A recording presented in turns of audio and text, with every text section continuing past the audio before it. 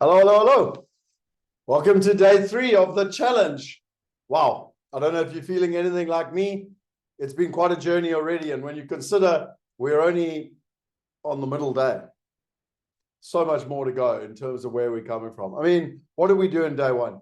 Day 1 was all about understanding the psychology and the different types of people between dabblers and stressors and masters. We understood diversification as the most important thing to financial success, the key strategy. And then we heard from real people and real stories as to how they implemented. In day 2, we went into the different assets and we went into what are the different risks within the different assets. We met Gary Sachs from England. Most people from around the world would love to own property in London. But I explained to you, and Gary explained to you, how to invest like an institutional investor, not like a mom and pop. And then, once again, we shared a great gift with you in Ann Wilson. And if you're interested in the stock market, she's literally one of the best in the world, in my opinion, at teaching you how to invest in ETFs through the stock market. So we've gone through a huge amount of stuff. And yesterday, we literally went through how do you find the top countries to invest in? How do you find the top currencies to invest in? What are the top 15 assets? But now it comes all down to asset allocation. And if I share my screen with you here, it's time for day 3. And day 3 is going to be all about building a diversified portfolio, asset allocation. And this becomes so important because if you understand this and you start to understand how a diversified investment portfolio can align with your financial goals, you're going to learn today how 85% of your wealth, 85% of your wealth by the time you retire is going to come down to your asset allocation. And so just a quick one. Firstly, it's a beautiful warm day here. So once again, I'm going to have some fun and enjoy myself and take off my jacket. My strong recommendation for you is that you pay attention. You know, you committed, you wanted to be on this journey. There were certain needs that you wanted to achieve. I'm sure globally diversified passive income being one of them, along with a whole bunch of other needs. If that's the case, then pay attention. Try not to email, WhatsApp, Facebook, Twitter. Take notes. Literally, try and teach other people in the community. Do the exercise. Commit to action. Goals, you know, come up with goals and measurable actions. And most importantly, have fun. Because while you're having fun, you're going to be learning in terms of that process. I remind you also of this resource guide. So Shane and I decided that we probably should share this resource guide with you. So just quickly, if I go to day 1, I can go through, I can see the recording. I can basically, sorry, that's just a little video as an intro. You can see the recording. You've got the action steps. You've got the investor strategy discovery session. You've got the groups. You've got the global investor strategy sheet. You've got the VIP experience, and you've got share with a friend. Then if you want to go to day 2, which is yesterday, you can literally go and watch the video. Again, this is just an intro summary video. Then you've got the full recording. Once again, you've got all the resources links. I'm sorry, but round of applause to Shane, because you've literally got access to all of those different links that I told you about yesterday. You've got the action steps. You've got Wealth Going Global. I spoke about it yesterday. We had a bunch of questions in the VIP room, so I'm going to cover it again today. You've got Ann Wilson and the ETFs that I spoke about and how to be in the stock market. You've got my book, Property Going Global. Again, the strategy discovery session, the WhatsApp groups, the investor strategy sheet, the VIP, and share with a friend. So when day 3 is done, which is today, you'll then be able to go here and you'll be able to see everything that's here. So again, the recording and everything else will be put up here in due time.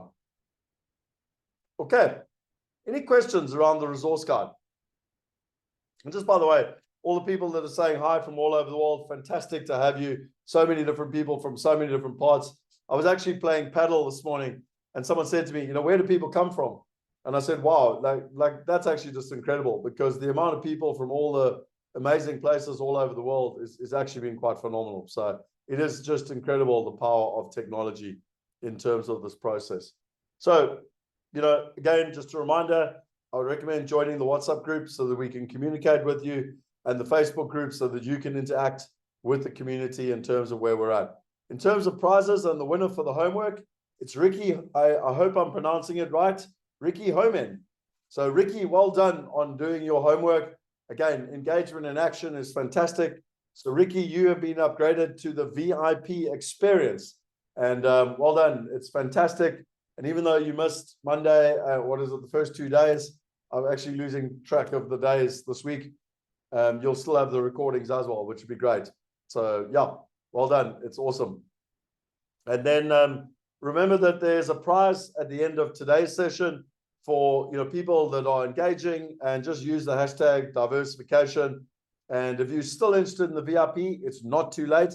Funny enough, in the VIP session, we had a wonderful session yesterday, and it was quite interesting. In the session, someone asked whether it was too late from a timing perspective, and someone else quoted, this is the beauty I love of community, it's not all me. And someone else quoted a comment, which I think is a Chinese proverb, and it is, when is the best time to plant a tree? And the answer was 20 years ago.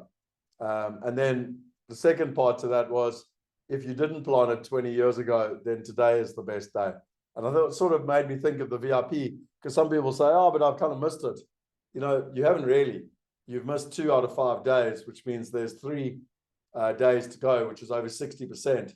And this is where the real meat is. I mean, we've been doing a lot of the setup. Now we're going into the real meat in terms of that process. Okay, so again, I'm not going to go into this in detail, but for the VIPs, the most important thing is that we get to spend time together, for at least an hour after every session, where we can ask questions and literally solve, anything that you're looking for. And just to give you an example, a whole bunch of people made comments just last night around the experience that they had. And it's hard to explain how community works when it's collaborating and when it's firing, because different people ask questions, and other people engage, and I can answer questions, and then you learn from other people's questions. And Julia said, I asked so many questions last night. I want to sincerely thank Scott for his patience. What I learned is life-changing.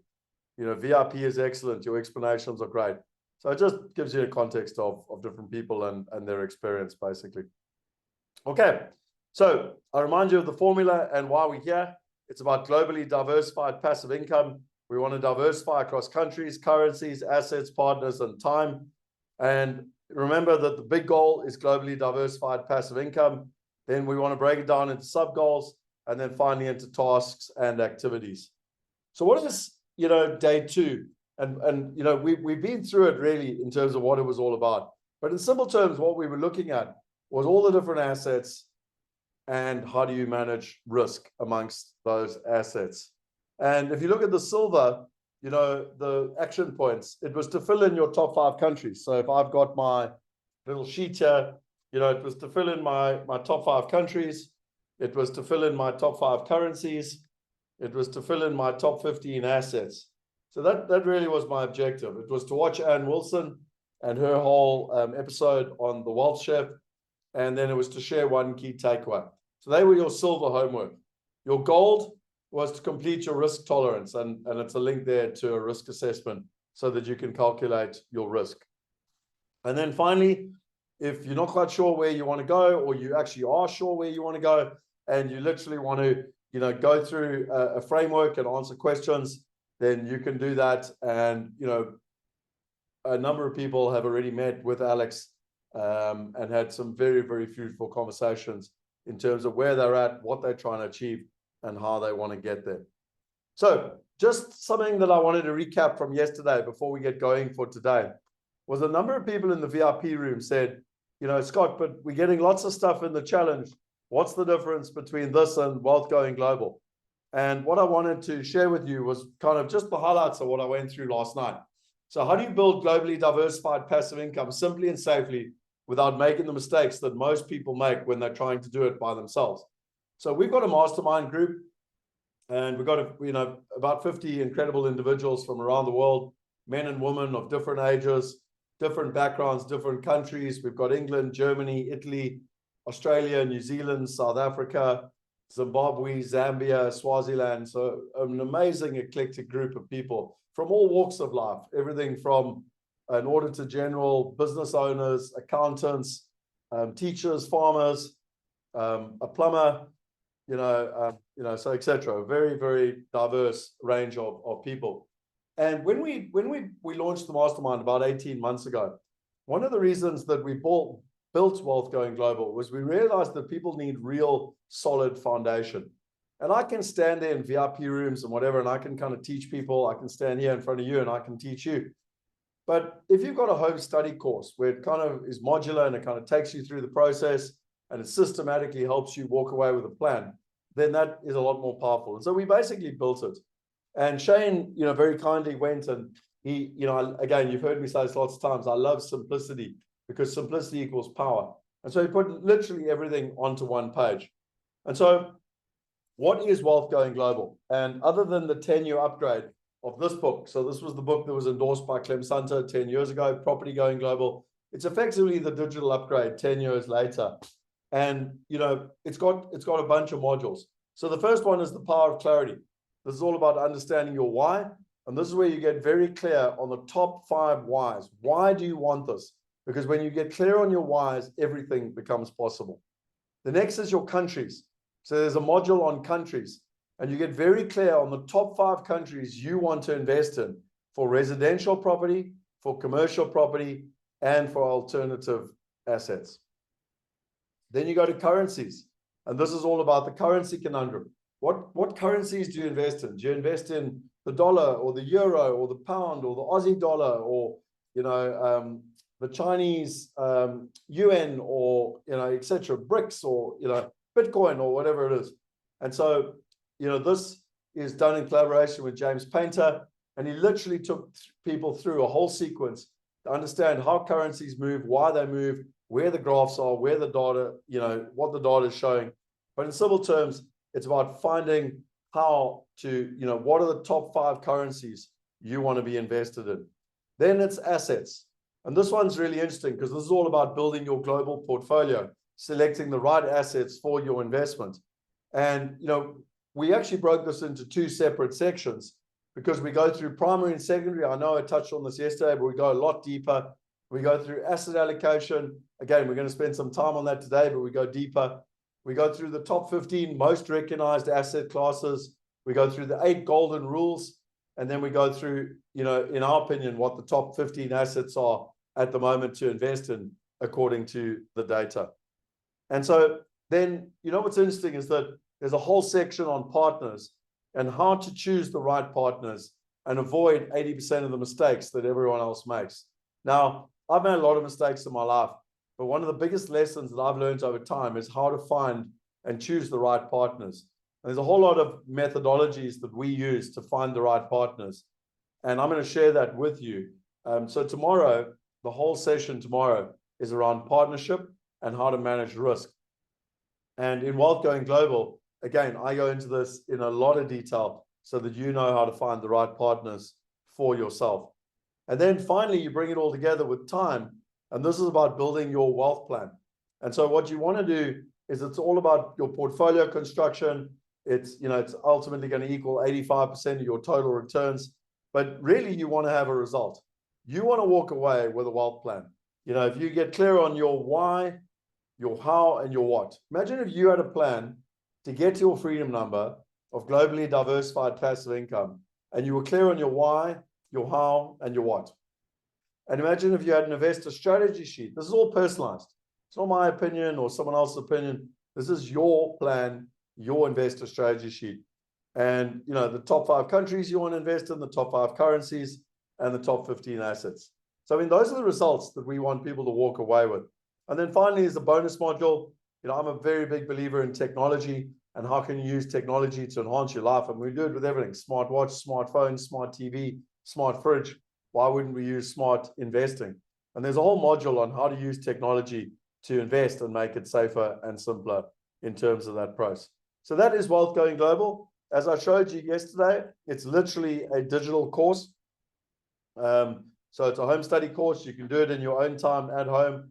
And you can literally go through all the modules. They're here. And literally, if you go to countries as an example, you go here, you've got the lesson, you can watch the lesson, and all the materials are here. So, I just think what Shane's built here is phenomenal. And when I'm finished it all, and I literally go down and I want to get my wealth plan, I've now filled in all the different things. It's all automated. So I literally go in and, there's my personalized wealth plan with my why, my how, and my what. So yeah, I get super, super excited when I see this and how simple Shane has made this for everyone. You want to build a tall building, you got to build it on solid foundations. Okay, so what is the value of this course? Well, when you look at what others have paid, that book 10 years ago was $30. Buyer's trips, cost anywhere from $5,000 to $8,000 to fly to America, England, and Australia. Due diligence, when we've done bigger projects, we've spent upwards of $250,000 on due diligence. And, when we launched the mastermind, it actually started out at $5,000. So just to give you an example of what, people have paid. And what you're going to get is the power of clarity, countries, currencies, assets, partners, and time. You put that all together along with smart investing, and it's nearly $7,000 worth of value. And, I could easily justify $7,000 worth of value, considering how much it will save you in terms of your time, your money, and getting results for yourself. But we're all about empowering people to be able to get the knowledge, to have the self-belief, and to get results. So we're not going to charge that. We're also not even charging $997, which would be the pretty standard rate for a good home study course with a lot of substance. But we're actually not even charging that. We're literally charging $297. And just by the way, someone asked us in the VIP room last night, is that monthly? No, that's once off. There's no additional costs in terms of that process. I have had a few people say, well, why don't you just give it away for free? The bottom line is when people pay, they pay attention. So, it's 6 modules. It's a time investment. We want you to get the results. And we find that the number 297 is not a huge amount of money, but it's a decent amount of money. I can't speak English now. It's a decent enough amount of money for people to, make a serious decision, commit, and to do it properly. So that's what it looks like. There's a couple of bonuses as well. I did a live session with Clem Santa, which we've chucked in. There's Q&A sessions, live ones. There's community discussion groups. There's access to wealth hackers. There's the cheat sheets, both on my book and on the deal risk categories and asset terminology. There's all the calculators, which I've never given away before, by the way. There's VIP entrance to the next event if you're not already a VIP. So if you chuck all of that in, it actually takes it to over $8,000 worth of value. And again, I'm just letting you know, that's easily what I believe the value is, but we're actually making it really simple for you, and you can get it for $297. And we do have a money-back guarantee for 30 days. We launched this course a year ago. We haven't had one person ask for their money back. However, from a risk perspective, we've taken the risk off the table for you. So there's no risk from yourselves in terms of that process. So as I said to you, $297 for you, for people that are doing the challenge. You've already shown a commitment. We want to, pay back the service and show commitment to yourself in terms of that process. And as I said, there is a money back guarantee. If you want that, you literally go to wealthgoingglobal.com/join and use the promo code DC50. So normally the price is $497, but our challenge special is $297. So, and you literally, if you use that code DC50, then which stands for Diversification Challenge 5.0, you basically will get the discount in terms of that process. Okay, and my final comment before I get started for the day, if you're not sure, then go to Trustpilot or even just go to wealthgoingglobal.com and you'll see all the testimonials, whether they're written or videos or whatever. There are a huge amount of people that have been through this and got a huge amount of value in terms of that process. Okay, so let's get started for the day. Sandra has asked, what is Wealth Hackers? Wealth Hackers is our general community. So again, I started with a story on the first day with Richard Branson when I went to Necker Island and how we got taught to do life hacks, and how my partner Shane said, well, aren't we all trying to hack our way to wealth? Surely we're all wealth hackers. And what is a hacker? It's someone that's trying to find a quicker, simpler, safer way to do something. So I very, proudly wear the shirt Wealth Hackers, and I believe we're all wealth hackers, to be honest. Okay, so just from a disclaimer perspective, as a wealth hacker, I'm not giving you financial advice. I'm sharing with you my knowledge, my experience, my mistakes, but ultimately I'm not taking accountability for you. I'm helping empower you and give you the belief and the knowledge so that you can make the right decisions for your family. So what is day 3 all about? Well, this is where we get into the real heart of it. This is about asset allocation and how it accounts for 85% of your total return, and that it's the fundamental building block to asset management and your financial plan, which is going to lead to passive income. So we've got asset allocation strategies. We've got to learn how the different asset classes and their characteristics. We want to understand, and create a diversified portfolio. And finally, we want to start talking about creating a wealth plan. So again, I remind you, this is the formula. It's about creating globally diversified passive income, and it's about diversifying across countries, currencies, assets, partners, and time. So let's get right into it. So I'm going to share with you a number of different resources and people that I respect around the world. So there's a gentleman called Mark from IAW, International Academy of Wealth. And I love the fact that he talks about the pyramid. And so he basically talks about foundational assets, things like property that are going to earn you a return of sort of 5 to 13%, and you own them forever. Then you've got wholesale assets. And again, you can see the timeline on the right-hand side here, and you see the type of returns on the left-hand side. Then you've got a focused asset sector. So wholesale assets might be structured notes. You've got a focused asset sector. That might be private equity. You've got active trading. So that's where you're trading on the stock market or currencies or cryptocurrencies.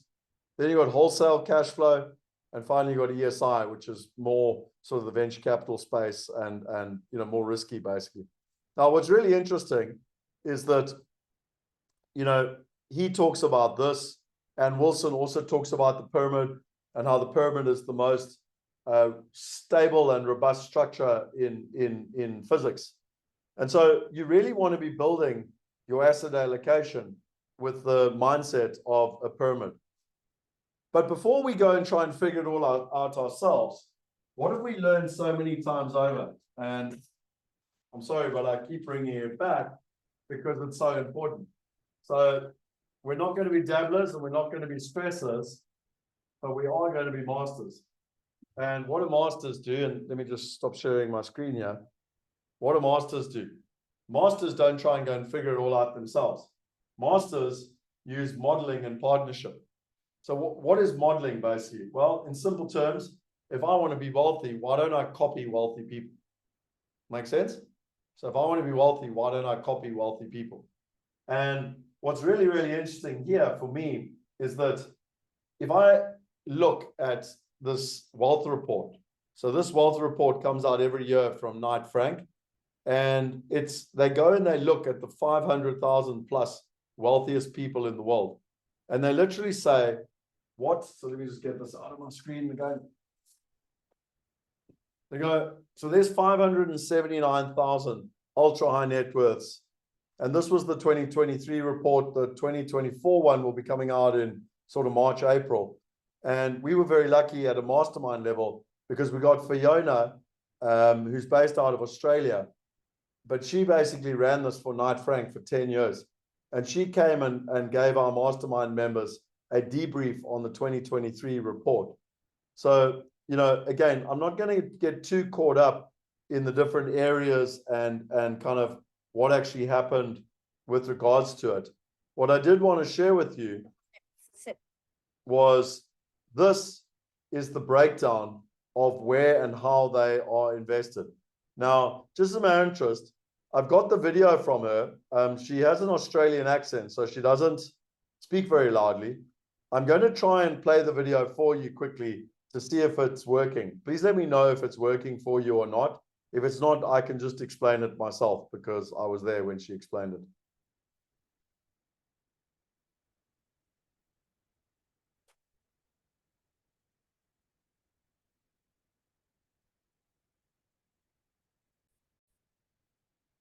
The high net worth and set the scene on what was happening in 2022. 579,000 ultra high net worth individuals in the world in 2022. So people with assets of 30 million plus. That is a 44% growth in ultra high net worths in the 5-year span. Remembering this report, as I said earlier, has been in existence for 16 years. So there's quite a bit of background data that we can draw on it to pull these statistics. 16% of those is the regional growth in the Middle East of ultra high net worth individuals.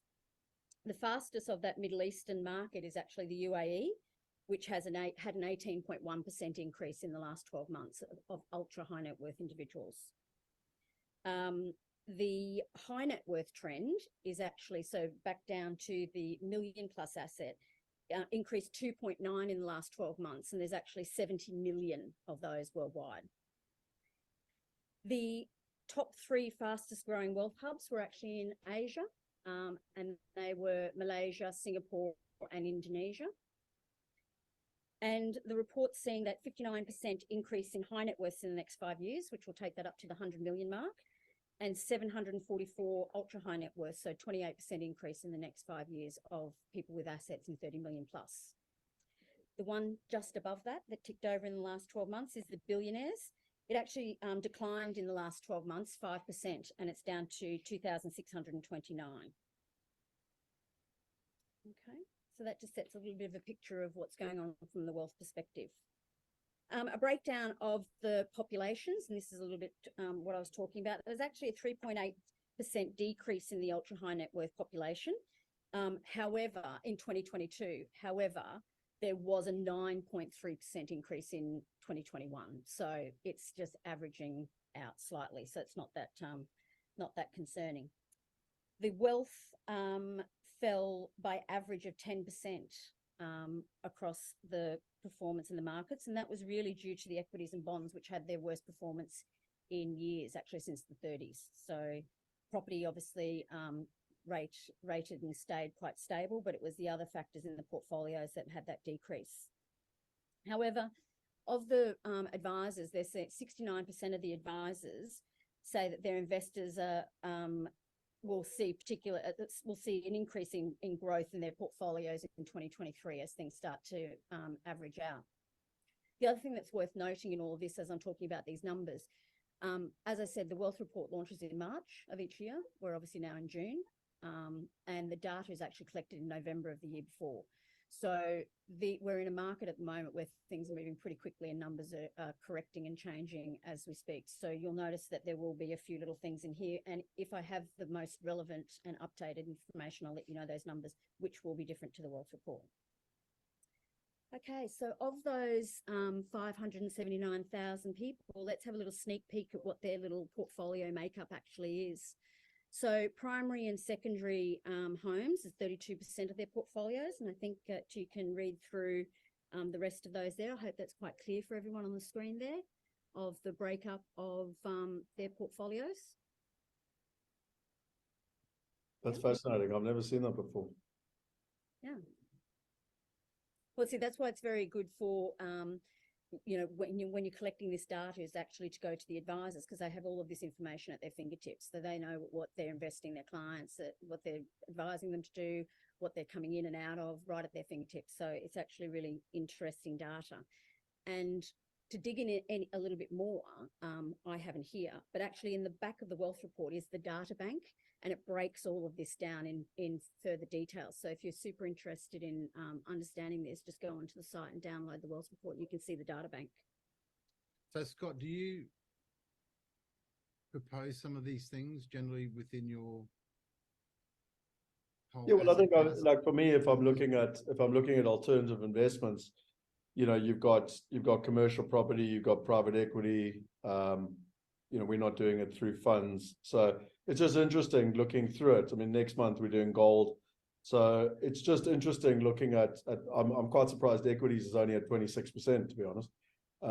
Generally, in terms of portfolio, and one of the things that I've been reading about is that the ultra high net worths are pushing up to 50% plus in alternative investment. Now, primary homes and secondary homes would fit into that alternative space. So it's pretty, I mean, look at that, 32 plus 21 between residential and commercial, it's over 50% on its own. Yeah. But also remember, as I said in the earlier, this is a very select clientele that we've gone to around the world. The other thing too is you'll see, I think I have it in here, the the amount of properties that are owned per client. I think it's something like 3.8 houses on average, whereas in the Middle East it's nearly 6. So it's not surprising that the residential side is pretty high. No, look, I hear you completely, Fiona, but I think also what I'm trying to share with my fellow masterminders is, you know, that philosophy I keep saying over and over again. If you want to get wealthy, copy what wealthy people are doing in many ways. And so, yes, this is the select crew. I get that, but it's 500,000 plus people around the world, and that has literally access to the best advice in the world. And this is what they're doing, you know. So, yeah, that's my take. I'm not saying it's right or wrong. And also maybe, yeah, maybe just to you're perfectly right. Maybe just to set that scene. Knight Frank actually sell homes to the ultimate homes around the world. So I think that without telling any tales out of school, pretty much the super high net worths are the ones where all this information is actually coming from. Yep, perfect. So, I mean, can you see basically it's the same pattern you're going to watch me do all over and over and over again. But, you know, my philosophy is, okay, well, what are the wealthiest people doing? They've got access to the best information and the best advice. And more than 50% of their portfolios in alternative assets, 26% in equity, 21% in commercial property, 17% in bonds, 9% in private equity, 8% in commercial property indirectly through funds, 7% in other, 5% in commercial property through REITs, 5% in art, passion, so art, cars, wine, 3% in gold, and 2% in crypto. Now, just my interest, I'd love to know in the chat room what you think about that, because I find that fascinating. So I want to pivot now, and I've got some guests that I want to invite you to meet. And so I'd never heard of a family office in about 2010. And then I started to learn about family offices. And if you go to Wikipedia or Investopedia and you ask about what a family office is a private wealth management firm established by an ultra high net worth family that provides a family with a selection of personalized services.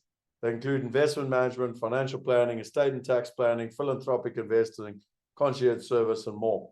Who needs a family office? Effectively, they are established by individuals that have $250 million or more. Now, again, that was in the past. Obviously, there are individual families that have family offices, but there's also now what's called multi-family offices. And it gets really, really interesting when you start to learn from them. So I wanted to share a video with you, and it's another video. And this little video here was Garth Wellman and Anthony. So Garth Wellman is the co-founder and CEO of Callio Capital, and Anthony is his partner. And they were sharing with our mastermind members what is actually happening with all the different asset classes. And you can see it goes back from 2008 all the way through. They update this every single month for us. They give us a live presentation every single month. Can you imagine how much we learn every month when we're learning from people like this that are literally helping some of the wealthiest families in the world? So I want to share this little video with you. And then I've got a exclusive interview, which I want to play for you with Garth. This doesn't change, guys. Asset allocation, and this is not all of the asset classes we work with, but asset allocation is going to account for 85% of your return and is the fundamental building blocks of asset management and a financial plan that's going to, produce income or anything. But Anthony's going to talk to this, and this will give you very specific kind of views around the returns, the averages, and where we think the value lies. Okay, so this doesn't change, guys. So what I want to share with you, what Garth just said there, is 85% of your long-term returns come down to portfolio construction. Now, let's meet Garth. Let me introduce you to Garth, because he's an absolutely fascinating man. And my philosophy, again, is that if he's helping some of the wealthiest people in the world, and he's going to share with you what a family office is and why it's different from what you traditionally used to with regards to financial planners, then I think this might be something of real value to you. So it's a short little video. It was an interview I did with him a couple of days ago, and I just want to share this with you. So enjoy. So I'm super excited to be here with Garth Wellman, who's the co-founder and CEO of Callio Capital. Garth, I first met you 2012, 2013, you were helping one of the wealthiest clients that I'd ever met and helped invested. And I was fascinated by what you do. In fact, I'd never even heard of a family office until I met you. And I bet you that most of the people on this challenge have never even heard of a family office either. So can we just start with what is a family office? And in your case, a multi-family office. What is it like? Because most people have never even heard of it. Yeah, hi Scott. Yeah, great to have worked with you over the years. Yeah, I think Calio was actually one of the first people to coin the phrase multi-family office. A family office is typically a full financial management of a high net worth individual's affairs.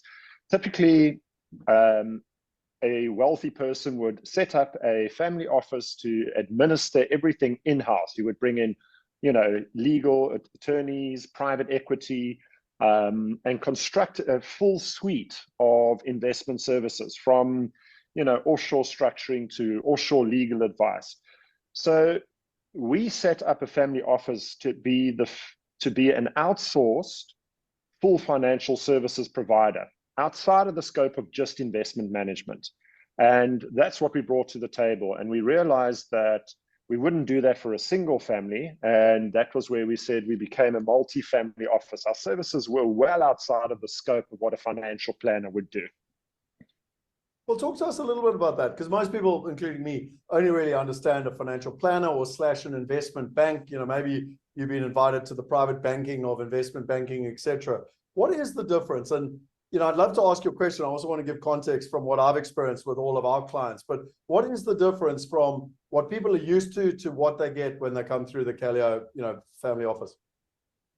Oh, look, a financial planner is one service of probably 15 or 20 that a family office does. A financial planner effectively looks at a person's wealth preservation or their wealth creation. He goes, how do I create more wealth if a person hasn't yet got sufficient wealth? And he goes to the typical listed market space. And if he works for an institution, he goes to his employer's institution and offers their products as a solution to create wealth. The more sophisticated financial planner is the one that's working with a high net worth and saying, well, here's how we can preserve wealth. And that preservation of wealth then comes in the form again of the same financial products, sometimes slightly more sophisticated, a little bit more on the offshore side. He's not often involved in the actual legal structuring, and that is just outsourced by the bank to alternative companies. So very little of what a sophisticated financial planner does really goes into him being involved in the taxation, the immigration, international tax planning, international business, corporate advisory, resolving tax issues, staying current. So I think a financial advisor is largely connected to creating wealth and using listed investments, and protecting wealth using listed investments, which is just one very small part of what a family office really does and is capable of doing with in-house services. It's so interesting because it reminds me just of a couple of clients, and a couple of people are going to meet these clients over the next couple of days, whether it's Cynthia or Abdul or Niels. But just the kind of the context I get from a bunch of people is, firstly, they were used to having lots of things all over the place. In fact, quite a lot of chaos and hassle. And the beauty that they love is that they can bring it all under one roof and actually have everything looked at. So whether they own a house in England or a house in America, for the first time ever, actually consolidate everything and have a sort of one plan, not this disparate plan all over the place with multiple advisors. So that's the first thing. The second thing that I found really interesting, and Derek, who's actually a farmer, came up to meet with the Calio team face to face, and his words were phenomenal. And I always laugh at that, because why he said phenomenal, he said, I spent my whole life trying to find someone that I could, literally go to with financial advice, but with a holistic approach, not just stick me in the box. I'm just like, this is a product that everyone else is selling. And actually someone that could sit and understand me, my family, my needs, my wants, and ultimately come up with a bespoke solution. I mean, they're just two examples of many, many people that you've helped. But I like to sort of give people a little bit of context of why it's different. Just because we're used to a box of chocolates doesn't mean that there's actually not a much better solution out there in terms of it. So it sort of brings me on to the last question that I would have for you. And I know that Anthony will go into all the substance of how it all works. So people get the substance now. But what I wanted to understand from you was the feedback I get from a lot of people when they meet with you, they meet with Anthony, they come along to the mastermind, they learn and listen, and they go, but it sounds too good to be true. If you're working with some of the wealthiest families, around the world, why would you work with me? What's the reason for that? Why are you even here, helping me on this presentation? Yeah, Scott, I've said it before. You can build scalable businesses, and I'm both a financial person and an entrepreneur. But what I started picking up is I don't think good advice should be the domain of just the super wealthy. Okay. And one of the greatest problems the world faces is wealth disparity. Where 99% of the wealth is held in 1% of the world's population hands. And we know that's one of the biggest problems that has to change. But the same with advice. The wealthier are, the higher the quality of the advice, the more access you have to deals, the more access you have to create more wealth. So, in our universe, we want to create opportunities for a much broader, much more scalable suite of wealth and investors, for example. So I really want to see people that are hungry to learn, to create wealth, and to generate, economies like in a country like South Africa, where economics and business and wealth creation is so important right now. So for me, I'm looking at this and I'm saying, if we can teach the secrets of that 1% to 25, 30% more people, we create a much more sustainable world and a much more sustainable economy. So, yeah, I think that's where, where you and I have worked really well together is to create scalable but high-end information being accessible to other people rather than just the 1%. Yeah. And also, with the 65 clients we have, 70 clients, it grows all the time, I haven't counted, families that we have, so much opportunity exists within that for us to, to spread that opportunity and create a real symbiotic environment for wealth creation and transfer of knowledge. Well, look, just from my side, I'm deeply grateful. We've been on this journey now for the best part of 18 months in terms of the actual mastermind and everything. Anthony turns up every month and teaches us, Selwyn and, so many of your team members have added so much value. And my learning, and I think I know quite a lot, but I realized I barely knew what I didn't know, so it's been phenomenal, this growth. And one of the things that I appreciate most is when I find, people that join the mastermind, they seem to have it all. They seem to know everything already. And then they come and meet you and they just have their minds blown of like what's possible. So I deeply appreciate the partnership. I deeply appreciate what you just said in terms of people getting access to it. And I look forward to others learning about what a family office is and, more importantly, how it can impact in their lives. So just a huge amount of gratitude to you and your team. Thank you for sharing it with others. All right, wonderful, Scott. Thank you for that. And yeah, it's been a great journey, and it's always so rewarding to hear compliments from your clients. And yeah, long may we continue to, teach and grow people. Awesome, guys. Thanks so much, mate. Cheers. Cheers. Thank you. Sorry, what did you think of that? Sorry, I saw a couple of people said the video froze. The reason being is that there was a power switch over here, and I've got backup generators and whatever, but not generators, but batteries. But anyway, just for some reason, it seemed to affect a few people. So Sandy and others, you said you'd never heard of a family office. Well, now you're starting to understand how the super wealthy do it. And what's so interesting for me is that that's how they do it. What about the rest of us? And if they're doing it like that, well, why don't we copy them? Because then we've got a far better chance of succeeding, or even better, why don't we partner with them? So I wanted to share with you another video, and let me just share my screen here with you quickly. So as part of our mastermind, I basically sat down. It wasn't even my idea. And this was an idea actually of my partner, Alex. And I just want to check, can you guys all hear me properly? Yep, still good. Yep. No problem. So my partner Alex basically had this great idea, and he said, why don't we go to Anthony and Garth? And they keep talking about this portfolio construction and how asset allocation equals 85% of our total wealth. And they said, well, why don't we actually ask them how to do it? And so they came along to our mastermind and they shared with us the 6 pillars of how to do it. And it was one of the most fascinating presentations because, again, I sort of understand stuff in theory, but I was like, well, yeah, great, I get the theory, but how do I actually do it? Tell me the tangible how. And so Anthony very kindly came and said, right, you know, for the challenge, he'll share with you how to do it and what are the 6 pillars. So just as a matter of interest, who would like to know the 6 pillars to asset allocation? Literally the 6 pillars upon what it's built.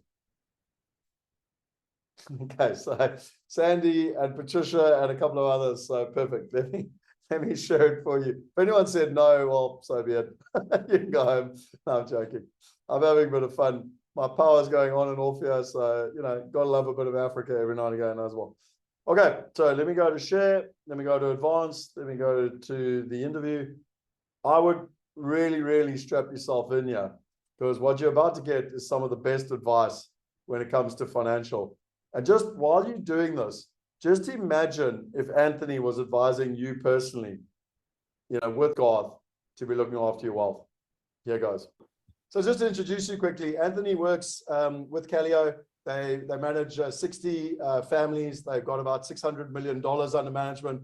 And the reason I love working with Anthony and the team is that if you're helping 60 of the wealthiest families in the world, you're getting access to the best information, the best advice, and ultimately, you know, you're passing that on to those 60 families. And what I love as part of our mastermind is you then share that with the rest of us participants and help. And, you know, it reminds me of a little story. Derek, who's a farmer, and he's been sort of with us for the best part of about a year. And Anthony and him met last Friday or 2 Fridays ago. And he phoned me, Anthony, and I think I've told you this. He literally phoned me up and said, that was phenomenal. Those were his exact words. I'm not exaggerating. And the reason being, he said, I've been looking for years, he went on to say, like decades, to find someone who could actually like help me with investment advice, again, is registered legal to be able to do that, and just like help me look at everything and be able to make the right decisions. And, you know, and that you know, that's from someone that I've worked with for a year, and he couldn't have raved more about you. So without further ado, I want to hand over to you. You're going to share with us literally what is portfolio construction, how do people do it, what do you advise the wealthiest people to do, and how can we copy? Excellent. Thank you, Scott, and thank you, Derek. I agree. It was a very powerful meeting in the limited time that we had available. It was very good. All right. So as Scott, as you mentioned today, we're going to dive into portfolio construction and just essentially the fundamentals of portfolio construction, which get 85% of your returns. We'll touch on asset allocation and things like that within the presentation, but ultimately we're going to aim to cover 6 main topics. The first being one's time horizon, the second being one's risk tolerance, the third being asset allocation, the fourth being diversification, the fifth being your personal outcomes or goals that you want to kind of associate or attach to the money that you're looking to invest. As well as the kind of closing one of monitoring, measuring, and rebalancing the changes that you've made to your portfolio. So the first topic, time horizon, probably one of the more important topics of the bunch. We typically find if this is thrown out, then you don't really have an accurate roadmap or something to use to guide you throughout the whole process. And really, it's all about understanding the current situation relative to where you want to be.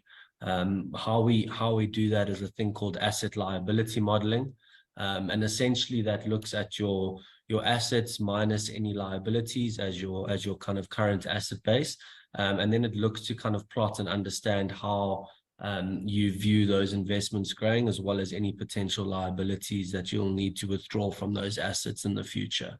Right. And then it's about understanding that ALM, which I'm going to dive into a bit more detail now. And then it's about defining the parameters of that ALM, because obviously the parameters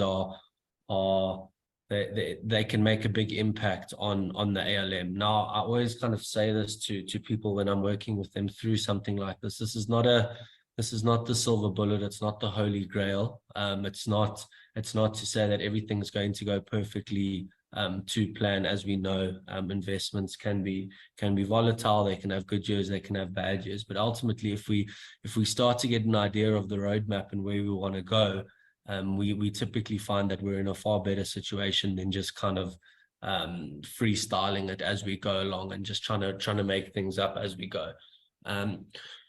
So diving into the parameters of this ALM, I've just done a kind of brief example here, just using some very random numbers, but I think it will help get the point across. So what we look to understand is the age of the client or the age of the person. In this example, we've got Mr. X, who's age 45. The plan or the goal is to retire at age 65. That's quite a traditional retirement age here in South Africa. Again, ultimately, this number can change, can go down to 55, 50. It all depends on the scenario and the parameters that you throw at it. What we then do is we look to protect the portfolio for a number of years. In this case, we use 35 years, which essentially, if you take the 35 plus the 65 year, you're aiming to provide a scenario where you're protecting capital, or your capital is sustaining you up until age 100, which I think we can all agree, although modern medicine is presenting its kind of ability to make people live longer, but I think age 100 is a pretty fair number. If there's any excess, that we typically view that as the kind of legacy aspect of the portfolio, or an inheritance for kids and things like that. We've got our years of saving, which is an important number. That's at 20. That's the difference between your retirement age and your current age.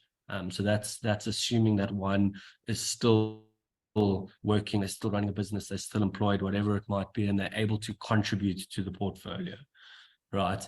Current income, we said Mr. X earns R1 million a year. It's not overly important, that number. The more important number is how much of that is one saving or contributing to the portfolio, which I'll get to shortly.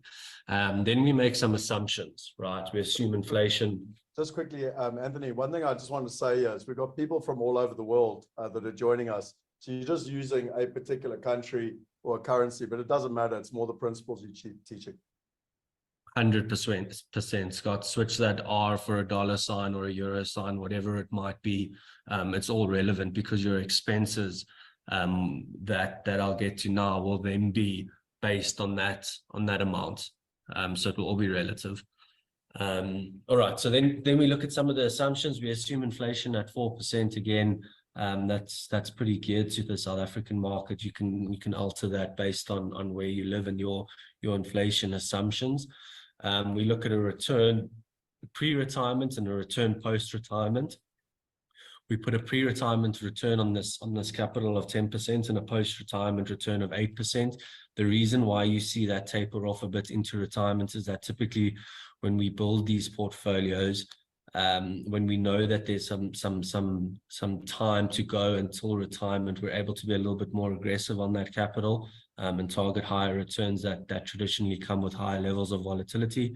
And then we start to taper that off into a more risk-adverse portfolio on retirement. And the reason for that is when you make drawdowns from your portfolio, you don't want to get yourself into a scenario where you've got very risky underlying investments and you dependent on this capital, which would force you in a downward market to make withdrawals from a lower capital base. So we taper that off because the risk profile naturally tapers off as the client gets older. All right, moving to the right-hand side.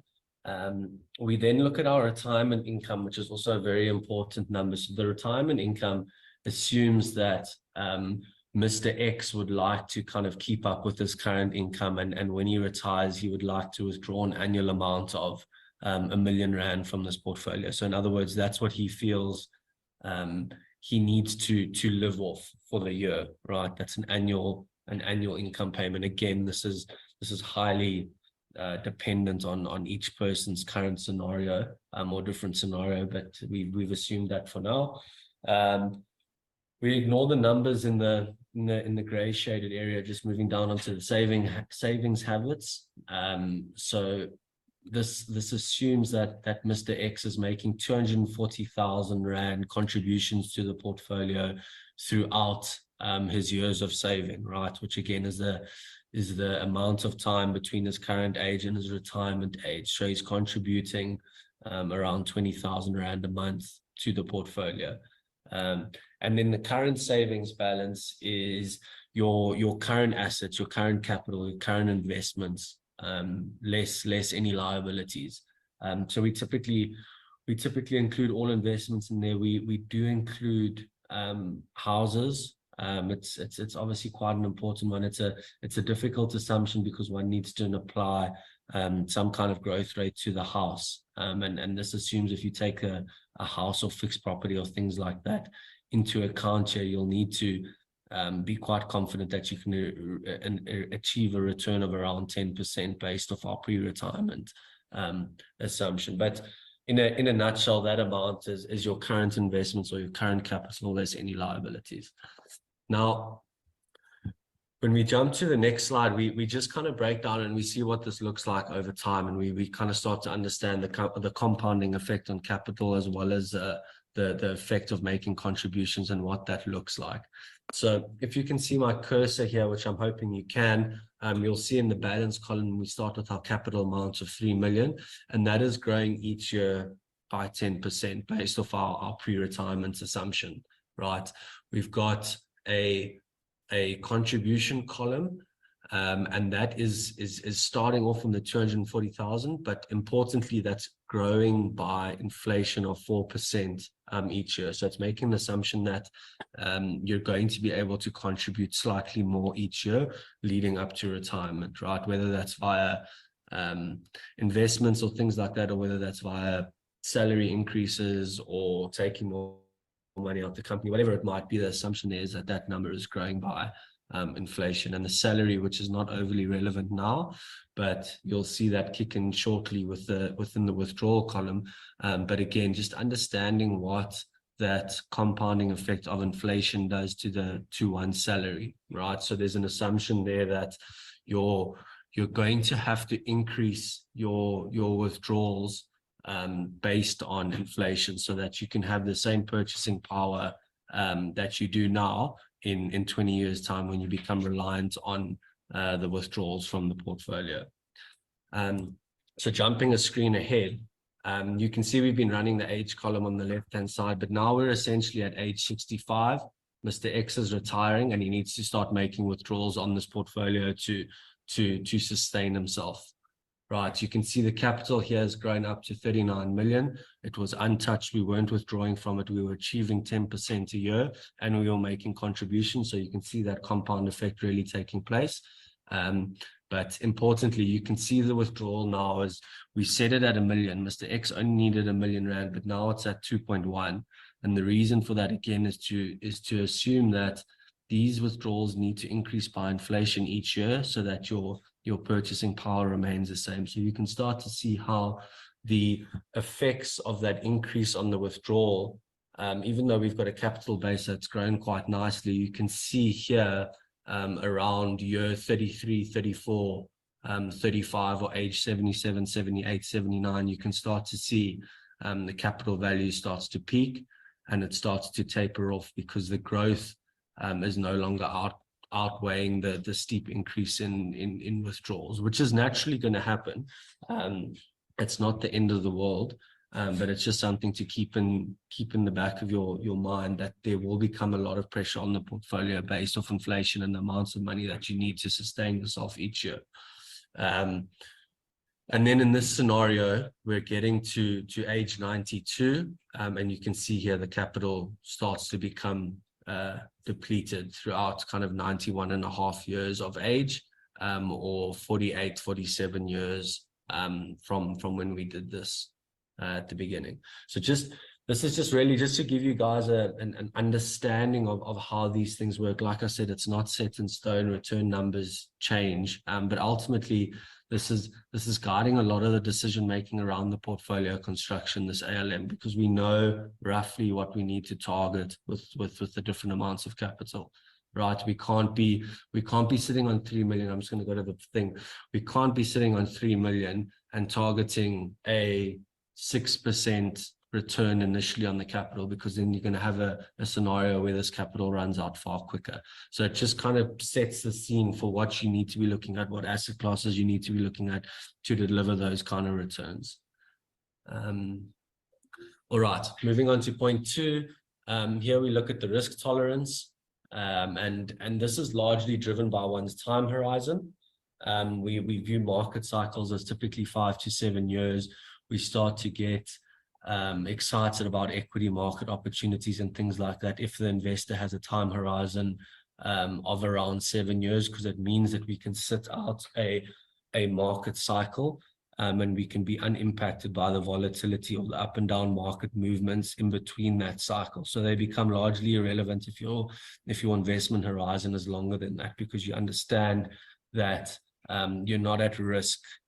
You don't need to make any withdrawals in that period. And if you just look here at the bottom left on this chart, ultimately what you can see there is you can see it going from, the chart starts on the bottom left and it ends at the bottom right, but it goes up and down in between, right? And that's typically what we expect out of equity markets. We expect volatility, but our overall trend over that period typically trends upwards, and that's what we're looking to achieve in these portfolios. If an investor has a market or a time horizon of let's say 3 to 5 years or 2 to 3 years, something a lot shorter than that, you're typically going to be looking at other asset classes to try and achieve those goals, because you could find yourself at the bottom or at the trough of a market cycle, and then you could potentially be in a position where you're losing capital. So you don't want to plan around that, and you don't want to withdraw during times of stress. You want to at least have a market cycle fully play out. And the last point there is I say that personal goals play a large role in determining the levels of risks one can take. And really that's quite straightforward. If you're looking to buy a house or you're looking to buy a car in a year or two's time, you're not going to take all of that capital and put it into equity markets for the reasons I just highlighted above. You're going to look at something a lot more risk-free, a lot more stable, a lot less volatile, versus if you're saving for retirement and you've got 20, 25, 30 years to go. Then you can stomach that volatility. You can take on that additional risk to achieve that additional return, and you can see out those market cycles. And again, just on the bottom right, a fairly obvious chart that's sometimes overlooked. That's really just showing you that the higher the risk you take, typically the higher the return one can achieve. So one needs to be comfortable in their understanding around that. You're never going to get a scenario where you're taking no risk but making massive returns. And again, this obviously feeds back into the ALM, because the ALM has guided us as to what we need to achieve over the different time periods of one's life. So we know kind of what we're looking for and what we're going to build that portfolio around. Topic number 3 is the asset allocation. Again, this is largely driven by the parameters of the ALM. It's also dependent on the time horizon of the investor. And again, it can be influenced by one's personal goals. So in terms of the ALM, what I've done here is I've shown just a little screenshot or a little chart just to give you an idea of where returns are at and where relative to risk. And you can see here the first line item is a very vanilla MSCI World ETF. That's an exchange traded fund that tracks developed markets, so US and Europe. And that over the last 5 years, ending 31st of August this year, has achieved an annualized return in US dollars of 10.31%, right? At a risk or a standard deviation of just shy of 16. Now, that obviously makes no sense by itself, but when you start to look at it against the second line item, which is the global bond market, an average of the global bond market, and the last line item, which is US cash at the moment, you can get a sense of the returns, right? The returns in the bond market haven't been great. Traditionally, that probably sits closer to 2, 3, 4%. But what's more important here is to understand the significant drop off in risk. So you're going from pure equity at around 16, you're going to bonds at around 6 odd, and you're going to cash at pretty much 0. So that just gives you an idea of where you need to kind of look for your returns. Obviously, there's alternatives, as I show on the right there, and there's private equity and things like that. But traditionally speaking, this gives you a good idea or understanding as to where the risk lies, and what kind of returns you're going to achieve, which again speaks to the asset liability modeling and how those portfolios are constructed around those specific parameters. Alrighty, moving on.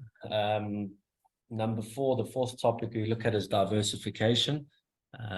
We look at diversifying holdings across different asset classes and sub-asset classes. Fairly straightforward. I've given a chart on this on the bottom left, but you can see at the top our 5 main asset classes being equities, bonds, alternatives, commodities, and cash equivalents. But we note that there's a lot of underlying sub-asset classes under each of those asset classes. So there's a lot of areas where one can kind of find value or find opportunity or find investments that are able to tick the specific boxes that they as an individual need, right? So you can see, I'm not going to go through all of them, but you can see kind of the broad brushstrokes of the sub-asset classes. So we typically look to diversify amongst a lot of those. Again, a lot of that's based off research and macroeconomics at the time, but we try and have quite a broad exposure there to aid in diversification. The second point is that there's an ability to add alpha via manager selection and style allocation, right? Alpha is outperformance. Alpha measures outperformance relative to a respective benchmark. So if you have an active manager that is using the S&P 500 as his benchmark, if he's able to outperform the S&P 500, that difference in outperformance is categorized as alpha. So what we're saying is that even though you might see indexes like the MSCI World in our previous chart achieve a return of 10.3% annualized over 5 years, with the help of an investment professional, you can start to identify fund managers who may have beaten that benchmark over time and generated alpha, which obviously aids in the asset liability modeling and generating returns that are higher than that of indexes and higher of that than what the individual needs to achieve to make his ALM parameters hold true. Which I'll show you an example of that on the next slide. The next point is using active managers to shift between different styles of investing. Again, there's a lot of highly skilled individuals out there who have done this for many years, who have the ability to navigate between those different sub-asset classes as and when the value starts to emerge in all of them, which is quite important. And again, I'll show you an example of that. A very interesting chart on the right. This is a chart that I love, that really talks to A, diversification, and B, the inclusion of private equity or alternatives in an investment portfolio. I said it last time, but don't look at this as private equity. I would kind of include all alternatives in this section here. So real estate, private equity, hedge funds, and infrastructure. But in a nutshell, what we've got here on the bottom axis is our standard deviation or our risk, and on the left we've got our annualized return, right? So you can see the risk starts to pick up and the return starts to pick up. But if we start at the bottom right as opposed to top left, you can see here that if you have a portfolio that includes 30% bonds and 70% stocks, you're essentially targeting a return around 8.5% odd, with the highest levels of volatility. So this is not efficient. It's not maximized, right? Because you can do a hell of a lot better. As soon as we start to... Sorry to butt in, Anthony, but I shared this yesterday, and I acknowledge I stole it from you. But the point being is that's where the majority of people money is. If you just take the standard portfolio, you've been put in a box, like that's what everyone else is. That's pretty much where I don't know what percentage is, but 90% plus of people are sitting. Yeah, Yeah, quite right. So as we kind of move from bottom right to top left, you can see each kind of pie chart includes more and more private equity. So it goes from 5 to 10 to 15 to 20, with the point being that you're actually, the more private equity or alternatives that you're adding to a portfolio, you're lowering your risk and you're increasing your annualized return. Right. So this for us becomes a kind of efficient or a maximized portfolio when you're sitting with an allocation to alternatives of around 20%. We internally we'll go a little bit higher than that, depending on the client's specific interest and B, their experience within the alternative and private equity space. So a lot of entrepreneurs are very comfortable going to higher alternative weightings because they understand private business. They've typically run one or run and sold one. So they're comfortable in that space, in which case we would potentially push that to a max of around 30%. But for the better part of it, 20% is that kind of sweet spot. Obviously diversified by your primary allocation to equity markets, as well as an allocation to bond markets. Again, those two numbers, the 30 and the 50, are not set in stone. That's traditionally kind of juggled between the two based off fundamentals and the macroeconomics at the time. Like I said, bonds have not been the best place to hide for the last year or so, especially in long-dated, longer duration bonds. So you would have been far better off in the stock market. But yeah, that's something that we weight accordingly. But I think the kind of key takeaway here is that allocation to alternatives and how it can diversify, decrease risk, as well as increase return. Moving to the next slide where I look at those, just two examples of active managers that have the two biggest indexes in the world as their benchmark. The first index being the Vanguard S&P 500. That's an ETF, but it essentially tracks the S&P 500 ETF. And we can see here that there's an active manager called Center American in our example. He's achieved a return over 5 years, annualized of 13% relative to the S&P 500's return of 11%. Interestingly enough, his standard deviation is lower than that of the S&P 500, meaning that he has generated a higher return at lower levels of risk. And that leads to the positive alpha number, which I spoke about earlier, being a measure of outperformance, as well as a relative return of essentially 21.82%, which is an important number because it shows it looks like on paper, it looks like a 2% annualized outperformance, but on a cumulative basis, that number starts to get a hell of a lot more attractive at 21.82, relative to an already well-performing benchmark or index. So again, just an example of how one can find guys that can do even better than their respective benchmark or index. And then just another. Anthony, Yeah. Someone asked about SD, standard deviation. In simple terms, my understanding, if you look at return equals, the return you're going to make on your investment, and standard deviation equals risk. So what that means is, like in Bitcoin, you might have awesome returns, but you've also got massive standard deviation. So there's huge risk. So what you ideally want is you want high return with low standard deviation. Like that's what you're looking for. That is the holy grail. Someone who can outperform on the return or the performance side of things, but do so at a lower level of risk. So just remember, the thing about risk is it's always relative to something. So in this case, we make it relative to the S&P 500, which is obviously quite a widely used, well-known benchmark. So assuming one would be comfortable investing in the S&P 500, one would be comfortable investing in an active manager that tracks the S&P 500, but does so at a better return and a lower risk.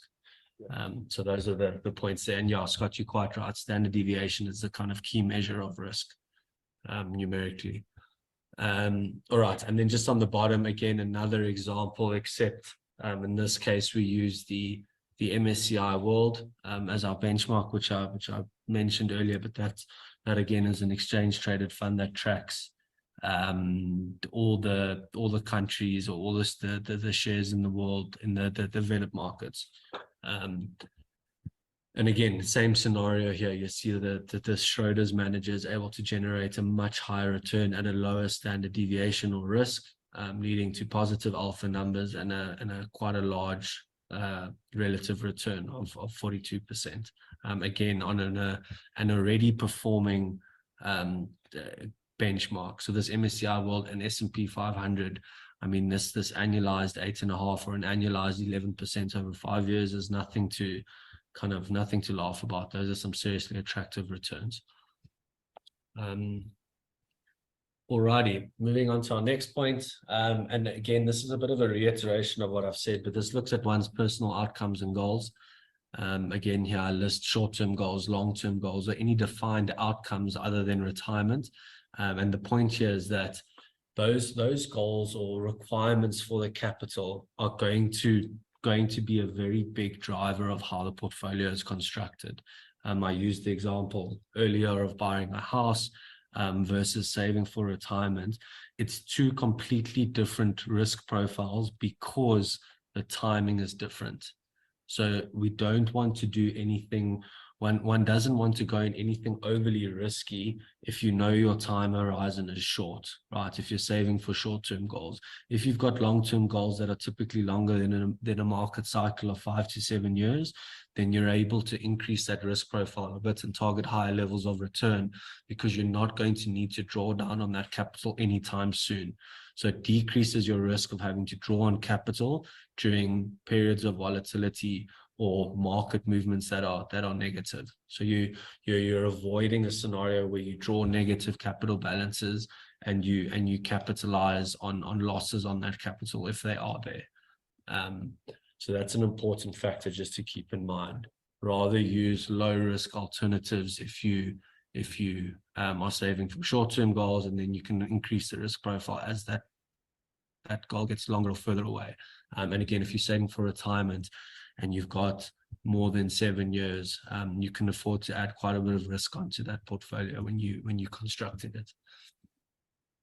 Our last topic, or our last slide, this just looks at the monitoring, measuring, and rebalancing of the portfolio over time. Fairly straightforward, but it's important to monitor your portfolio's performance relative to benchmarks on a quarterly and annual basis, just to make sure that everything's doing what it's meant to be doing. I would, if it's not on a quarterly basis, don't be scared to kind of push that to an annual basis. These portfolios obviously have different factors, and they behave differently in different market environments, but you're typically looking for that overall kind of trend over a couple of years. One needs to monitor the performance relative to the financial plan and the asset liability modeling. Again, this can be done at longer intervals due to market cycles, but important just to make sure that there is some kind of following of that roadmap. The reason why I say at longer intervals, because again, let's use 2022 as an example. Had you started your kind of planning or your journey at the beginning of 2022 and you went straight into a very poor year for returns in the listed market space, that typically works itself out over time, over an investment cycle of 5 to 7 years. So don't be too eager to change and mix things up just because 1 year you've been a little bit off the pace. As we all know, equity markets do not go up in a straight line. So you'll have negative years, you'll have positive years, but ultimately what you're looking for is that smooth kind of average over the longer term time frames. If you need to, over those longer term time frames, one will identify the changes in the ALM parameters and remodel this. So if things change, if capital value changes, if there's big changes to inflation or anything like that, you'll need to remodel this and just make sure that you kind of on track and everything is accurate. Otherwise, you're going to get inaccurate numbers. And lastly, rebalance the portfolio if there have been any significant changes in the parameters, or if specific targets have been met. Reallocate to investments that offer greater upside potential. Again, fairly straightforward. If you've been in an asset class that's done exceptionally well, or an investment that's absolutely shot the lights out, don't be afraid to take profits and reallocate to investments that you believe are offering better value, that you can hopefully enjoy the same kind of upside from. You don't need to sit in something forever just because you feel that you don't want to make any changes. So don't be scared to rebalance the portfolio. Look for opportunity, spot the opportunity, and rebalance when need be. And that's it from me, Scott. Awesome. Sorry, I couldn't find the unmute button there. I was like trying to find my mouse. Anthony, thanks so much. Do me a favor, just quickly before we wind up. Tell us just a little bit about Callio and how you work with the families. A lot of people come to me and they say, hey, I'd love to be able to try and, have someone that actually could help me do this, but not just put me in a box. And, there's that lovely testimonial that I've shared with everyone, and I highly recommend you go watch it, where, Cynthia came along. She was in Italy. So just to be clear, Anthony's mentioned South Africa. You don't have to be in South Africa. She was from American, worked out of Hong Kong, lives in Italy, and Callio has been helping her. And, one of the things that she loved was just the peace of mind. She met with you guys, you gave her the advice she'd been looking for. She'd had, I'm kind of putting words in her mouth here, but analysis paralysis for a whole long time. She hasn't known what to do. And you guys just sort of said, right. And you use fancy words like, I even need to look at it, ALM, asset liability monitoring. For us simple people, that's a plan. It's a plan to get from A to B. Okay, and what I think is so important here is that, yes, you guys have done it and are doing it for 60 of the wealthiest families, but you're also doing it for all the people that are part of the mastermind. And I think it's just giving people so much peace of mind to be able to go along and actually have someone that cares about them in a bespoke way, not just sticking them in a box. But tell us a little bit, just literally 30 seconds, a minute to, what is Callio and why do you guys, how do you do that? What's different from the high street solutions, Yeah, so I mean, first and foremost, Callio is a global multi-family office, and kind of in the words there, global, talking to your point there, Scott, that we're able to kind of service clients in multiple jurisdictions, including stop sharing, dude, so we can actually see you better. Sorry. So yeah, we're able to service clients globally, which is obviously a key benefit. I think another important factor is that everything that we've run through today in terms of asset allocation and asset classes and things like that, we're able to offer in-house. So we've got in-house stockbrokers, we've got private equity teams, we've got venture capital, we've got the family office, we've got the wealth planning divisions. So everything you saw today can be done in-house. Nothing is outsourced. So that makes the process quite efficient, which is always something that you want. And I mean, in terms of the planning and the actual stages to it, take my presentation today as the kind of roadmap. It's about understanding the client, where they are, where they want to be, what retirement looks like for them, and how do we plan around that? How do we make sure that when we get there, we've done everything right, we've generated returns that are going to be able to sustain the client into retirement, and ultimately allow them to live a life that they want, as opposed to a life that they have to. Yeah. No, look, I think that's brilliant. And I like what you said there with the 6 points as the roadmap. And just to remind everyone, 6 points, get clear on your time horizon. What is your risk tolerance? How do you do asset allocation? How do you diversify? What are your personal outcomes? And then monitoring, measuring, and rebalancing, so just to remind people that, sometimes these things, you hear standard deviation and you hear alpha, and literally people's brains just go, I have no idea what he's talking about. I'm scared. I'm not going to do anything. And actually, it's not that. Like, those 6 words make perfect sense. How long do you need time? How much risk are you prepared to take? What different assets are you going to put your money into? How are you going to diversify? Because you can't have all your eggs in one basket. What are the personal outcomes you want? I don't know. You want your kids to go to university, or you want to immigrate to a different country. And then finally, obviously, like anything in life, if you're flying an airplane from Sydney to London, the pilot keeps rebalancing like the direction, because you keep going off track and you have to keep going back so that you end up in London and not Moscow. So, that's all Anthony's actually saying. I want to be clear, to put it in simple English. But what I really appreciate, Anthony, is that you're keeping it simple for people, but the context and the substance actually is there, which is really important. And we've actually got Neil's coming to join us just to talk about it, what it feels like for him from the other side of the fence, you know, to go through that journey. But just before we finish with you, Anthony, my last question to you, and I know a lot of people are going to ask, and I know you very kindly said you'll come back and join us in the VIP room, you know, for the VIPs to ask questions. There were some questions about bonds and other things, but in simple terms, high level, 1 minute, 2 minutes, what are you telling wealthy people at the moment that they should be looking at, thinking about over the next, I don't know, 6 months, 12 months, etc.? And again, not financial advice, just roughly, you know, where do you see the world going, you know?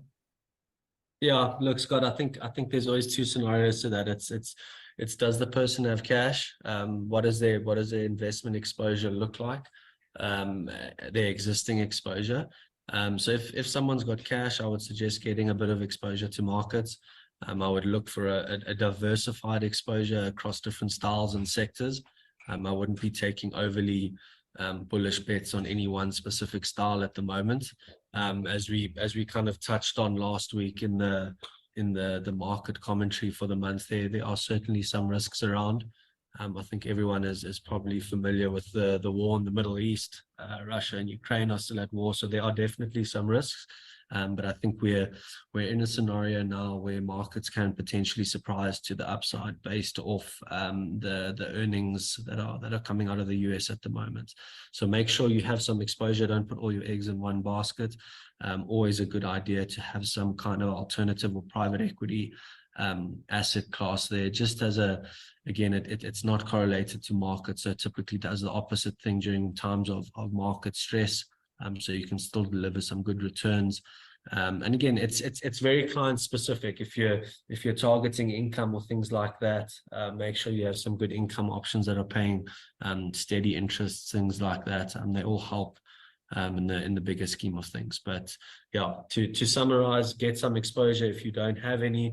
If you do have a lot of exposure, make sure that exposure is in the right asset classes and there's no overly bullish bets in any one direction.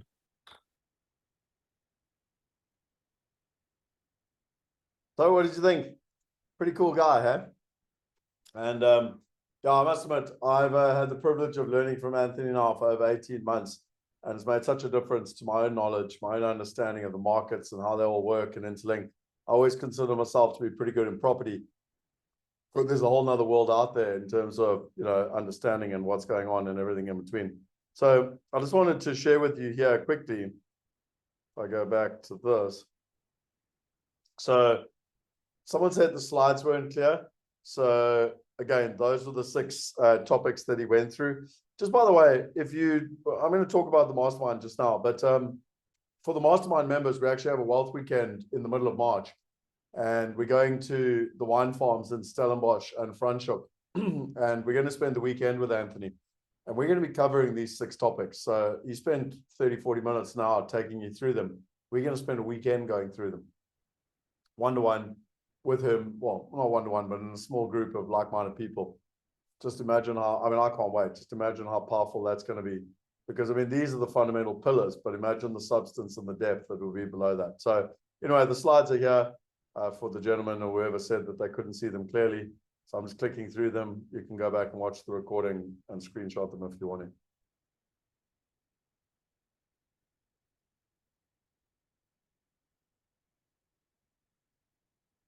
Okay. What I want to do now is I want to share with you. So when we do our mastermind, every month we do a monthly rhythm around investment. And what happens is Anthony comes in every single month and he spends about 30 minutes. So I call it a TED talk. So he talks for, if you know, TED talks 18 minutes. He kind of gives us a monthly update. What's happening in the markets? What's happening with inflation? What's happening with interest rates?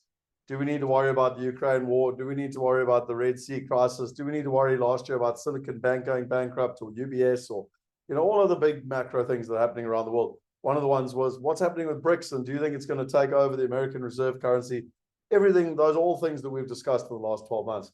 Has been absolutely fascinating. As I said, I've learned more than I could ever experience. And, you know, what's so interesting is then we go into portfolio construction. He runs through all the different assets and what's important, et cetera, et cetera. And what I wanted to share with you, which was quite interesting, is that someone called Niels joined the mastermind in about July last year. And he said, I must say, listening to all the Zoom meetings has made a huge difference to understanding investment options. I don't feel that stupid anymore when having discussions with the likes of Calio and others. Of course, I still don't know enough, but at least I can follow their options comments without being completely in the dark. It's so liberating. And what I wanted to share with you was just, again, a real person, real story around Niels's experience, having met with Calio. He had he'll talk about it now, but he had a portfolio all over the place with different financial planners and, quite frankly, a huge amount of complexity and hassle. And he met with them, and you know, he's going to share with you his experience. So let me just go to my share screen here.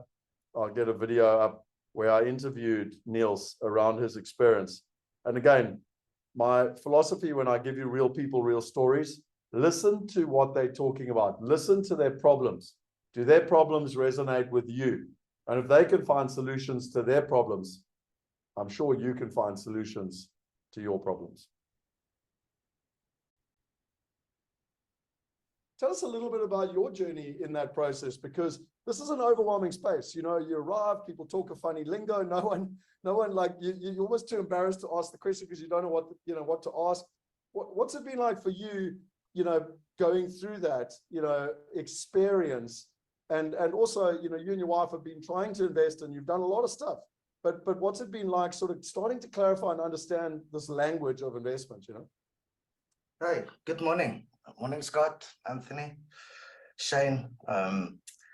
Yes, sorry for being late. I had urgent meeting this morning. You were But late. I'm here. I'm here. You're on time, and we can hear you. Michael joined us on Monday, and we couldn't hear him, so it's all good. Yeah, yes. Look, our journey with you is like 3 or 4 months. I mean, I think I must give some background here just to explain why we joined the mastermind group in the first place. I mean, yep. It goes back. There's basically 2 reasons.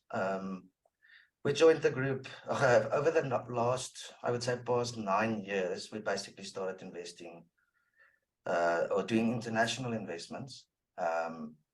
Now, when we started off, we saw a lot of specialists, trust specialists, international financial experts, and lawyers and all kinds, because we wanted to set up a structure that we can basically use going forward with all our investments. But the end result, for several reasons, is that they basically all said that, no, you don't have enough to invest, your portfolio is too small, and you should rather invest in your own names, which we did. But this comes to a problem because, you know, by 2022, we basically had 3 financial advisors. We had PSG, we had Brenthurst, we had Anchor, we had property in the USA through a company there, lots of tax issues. We had investments going on in the UK. And we basically realized that it's actually all over the show. It's chaotic. So we were looking for a solution and someone to help us with this. And that is when we joined 1 or 2 of your webinars. But if you remember correctly, we basically joined 2 webinars and then I joined the mastermind group, because at that stage, I already knew what I want. And we really needed more info and knowledge about the asset classes and alternative investments.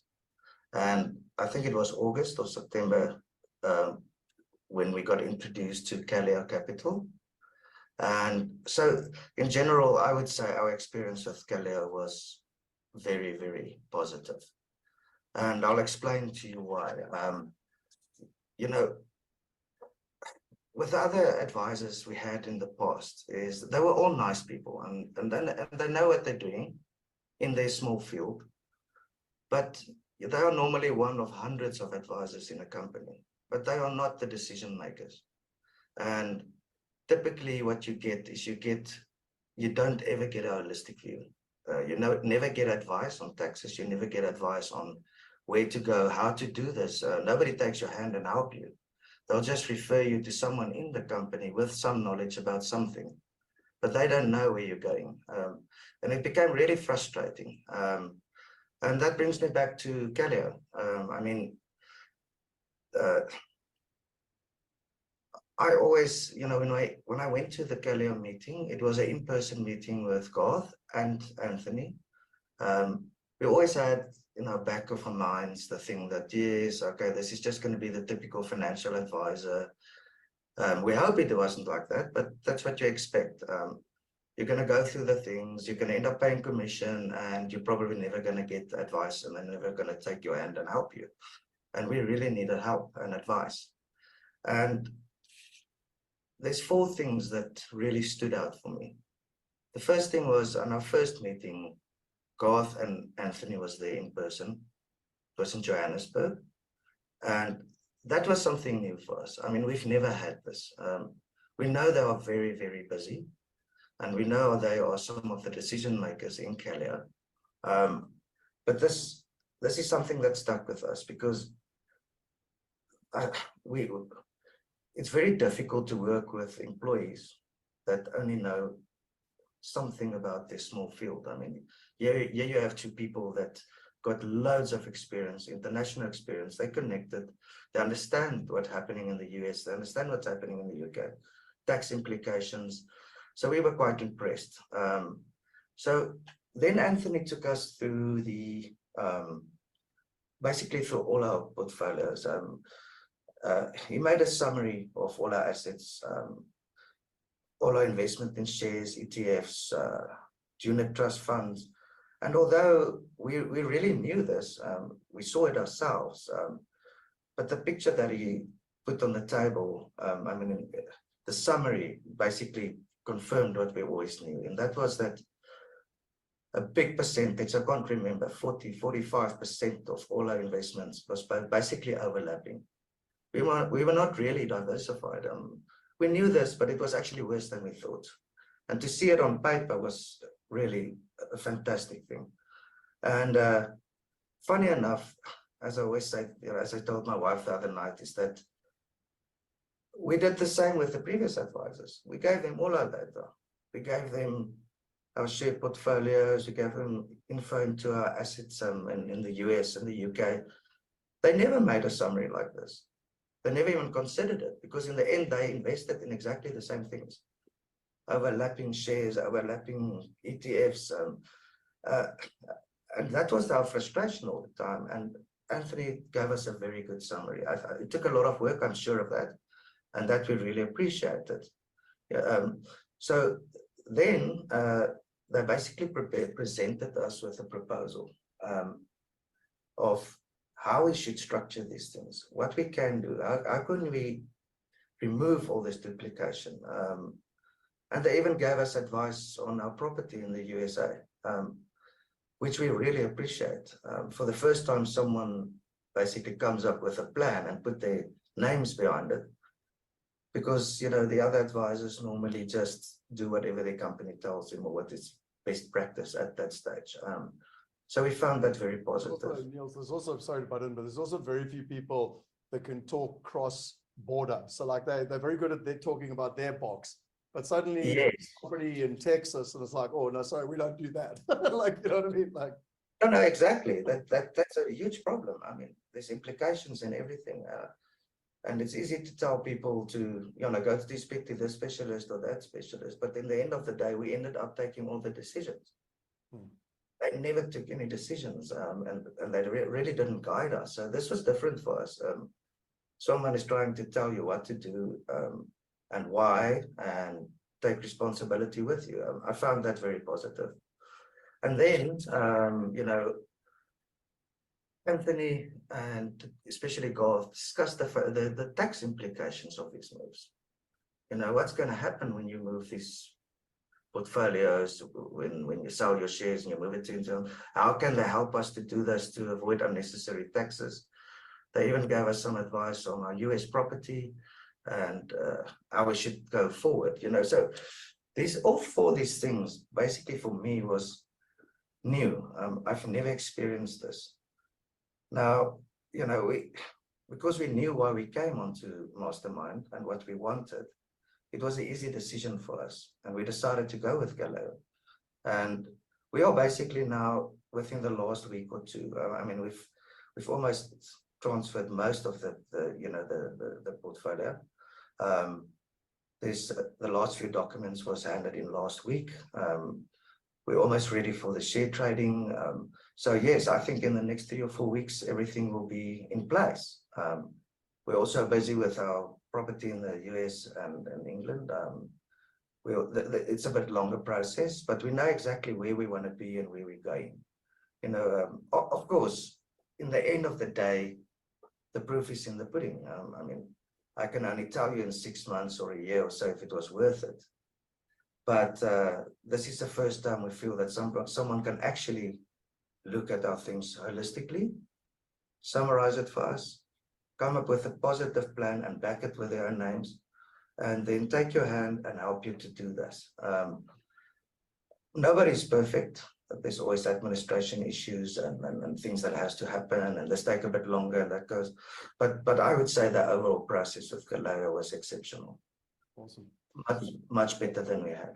No, that's fantastic, and I appreciate you giving the feedback. And I fully acknowledge what you're saying, Niels. The proof's in the pudding and everything else. But one of the things that I wanted to share was more your human experience of being through, not the financial experience, the human experience of, you know, again, we all kind of lost in the woods and not knowing what to do. And everyone we go talk to, particularly if we're wanting to go international, there's no one that has a holistic overview. They all try and stick you in these boxes, no matter what the boxes are. And so what I've always appreciated when I hear your story and other people's stories, no, it's a holistic experience. And it kind of, it speaks more to the human part, which is the peace of mind and the, you know, okay, hang on, well, I've got someone here who can kind of hold my hand and come up with it, you know. So I just wanted to kind of talk to that. And I mean, you wouldn't have heard because you weren't on earlier, but, you know, Derek, who was a farmer, you know, literally used the word phenomenal 2 weeks ago. It was the same thing. Like for decades, he'd been trying to look for someone to hold his hand, and now he finally has it. And, you know, for me, it's not, Kaleo is not for everyone. I get that. And we're not trying to, this is not a Kaleo classified, like in the thing, but for the right type of people. And again, that's why I'm part of the mastermind, for the right type of people that know what they want and you know, they can really be a solution. And that's one of the reasons for me, I always talk about information and partners. And I think my job is to go out and find the right partners. I don't, you know, if you talk to me about tax and structuring and pension funds, like I've got no idea, literally no idea. But what we are good at is going and finding the right partners to help people with, you know, in that process. And that's one of the reasons why I so appreciate the partnership we've got with Kaleo, you know.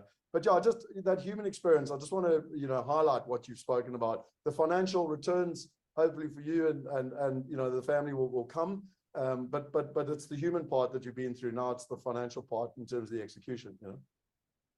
No, definitely, Scott. I mean, it is so stressful not to know where to go.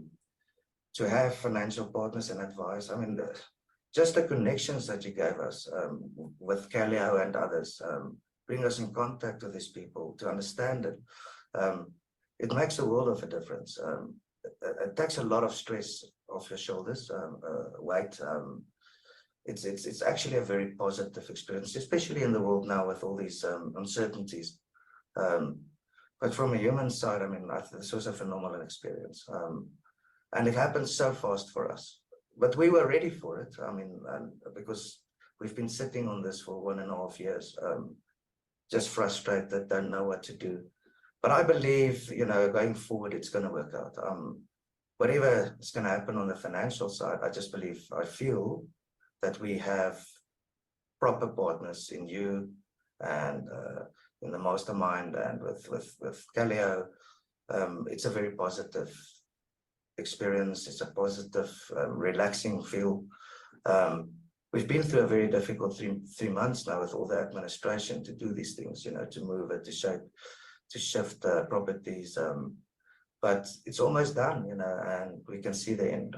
So, yeah, I think it's worth it. Definitely worth it.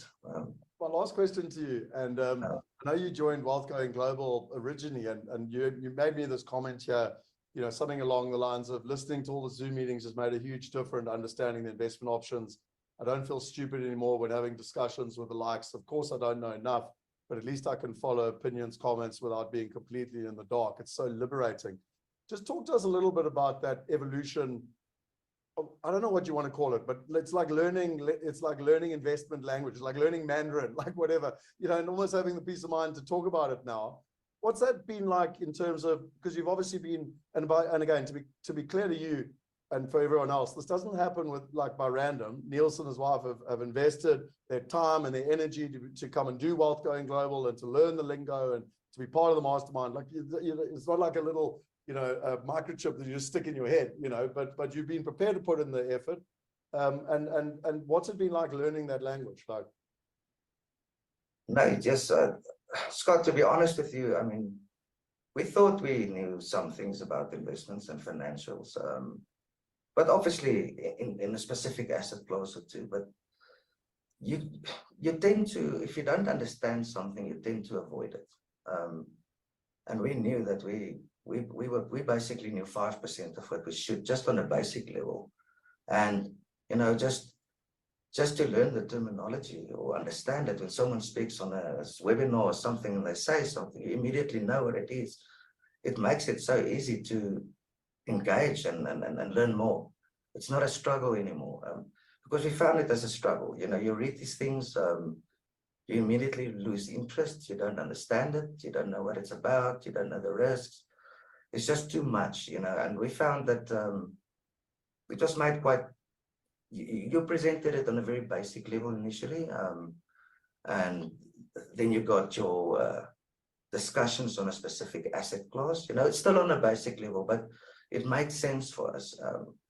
And it's actually very nice now to go and listen to any webinar, and all these words pop up, and you just know what it is. It falls in place, and it literally took us 2 months to understand the basics. I would still say we are very, very, very beginners in this terms, but it's not our field. We are not financial advisors. We don't work in the financial world, and we have to rely on other people to do it, and to advise us. But just to understand what they're talking about has made things incredibly more clear over the last 2 months. It's actually a wonderful experience. I'm glad I basically skipped all the Wealth Going Global seminars in the beginning and just moved straight to the masterclass. I could do it because I had some experience. That is also true. But I still follow the Wealth Going Global as well, you know, so I'm still in both and still learning. And but my opinion is it's worth it. awesome. As soon as you can, get as much of yes, and even when you do the seminars, we sometimes don't understand it, you know, in the mastermind, and then I just go through it again and I sort it out, and that helps so much, you know. But after repeating it 4, 5, or 6 times and bring up the terminology, it sticks, and then it becomes clear. It becomes easier. It's basically repetition of a lot of things. So yes, very positive.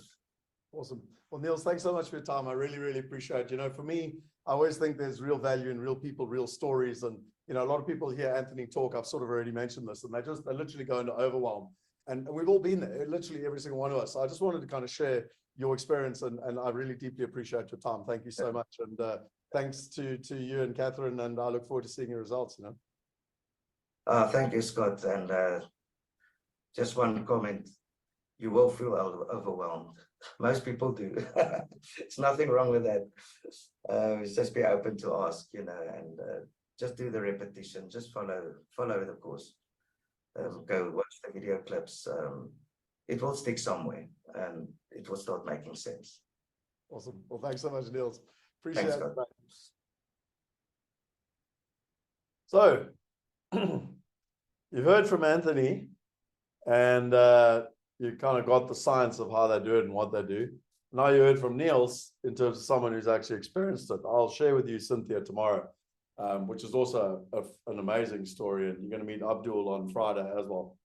But are you starting to see, like, if these people can do it, can you, in terms of that process? So I know we're coming to sort of the close for today.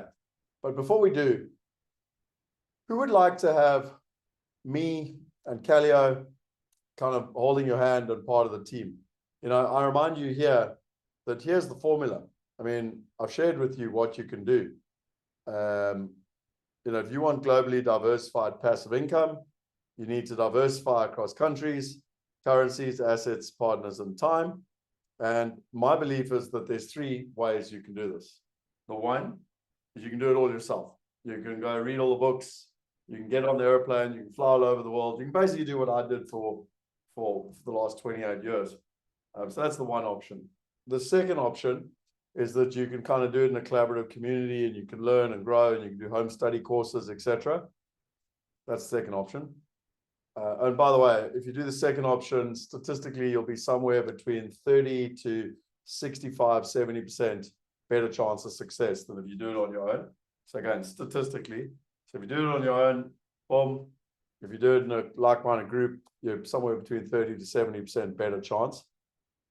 And if you do it with someone where they actually hold your hand, sort of one-to-one, and they empower you, and this is according to Harvard, it's not my opinion, you got a 95% chance of success. So on that basis, who would like to know a little bit more about the mastermind, how it works, how we work together with Calio, how I work together with you, how we hold your hand, and rather than kind of just giving you the knowledge and saying, good luck, go and do it yourself, I'll actually share with you how we do it. Okay, so I can see a couple of people want me to do that. Okay, cool. So the question I have for you first is that it's a little slide that I love, and I know it's slightly blurred up here, and I give this to people all the time. In fact, I even said it to my girlfriend today, because people live in their comfort zone over here, and it's when you leave your comfort zone the magic happens. And it's exactly what like Niels was talking about and Michael was talking about. Like, we're all in our comfort zone, but we know there's more. Like, we know we want things like globally diversified passive income and wealth protection and a plan B and peace of mind and freedom and generational wealth and a family office to look after all our financial affairs, et cetera, et cetera, et cetera. And but we know that if we keep doing what we've always done, we're going to stay in our comfort zone. But to leave our comfort zone is where we're going to kind of feel overwhelmed, or we're not going to quite know. But that's where the magic happens. And so, if you're prepared to go to where the magic is, then I want to share with you something. So I'm a fully qualified coach. So I didn't ever want to be a coach, actually. It's quite a funny story. My mother, lots of people have been asking me for years, like how I could coach them, how I could work with them. And I never really wanted to be a coach. And the reason I didn't want to be, and I'll just be honest with you, is that I always said I'd be the world's worst coach, because I would, if I tell people to do stuff and they don't want to do it, like I want to punch them in the face. And not, because I want people to get results. Anyway, my mom finally persuaded me to do this coaching course. And the reason being is that I love helping people get results. And she said, well, Richard Branson is incredible at helping people get results, and he does it through a coaching methodology. And my mom's quite clever because she knows how much I like Richard Branson. So I was like, cool, okay, I'll do it. So it was an extensive course. It took me about 150 hours of training to do and to become an executive coach. And what I learned, I had some of the epiphany moments through this process.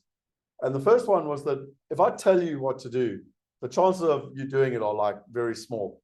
But if you come up with your own ideas, you're going to be 5 times more committed than anyone else. And so that for me was a massive breakthrough. The second one is that there I'm out trying to help people get results, and everyone wants results, or most people want results.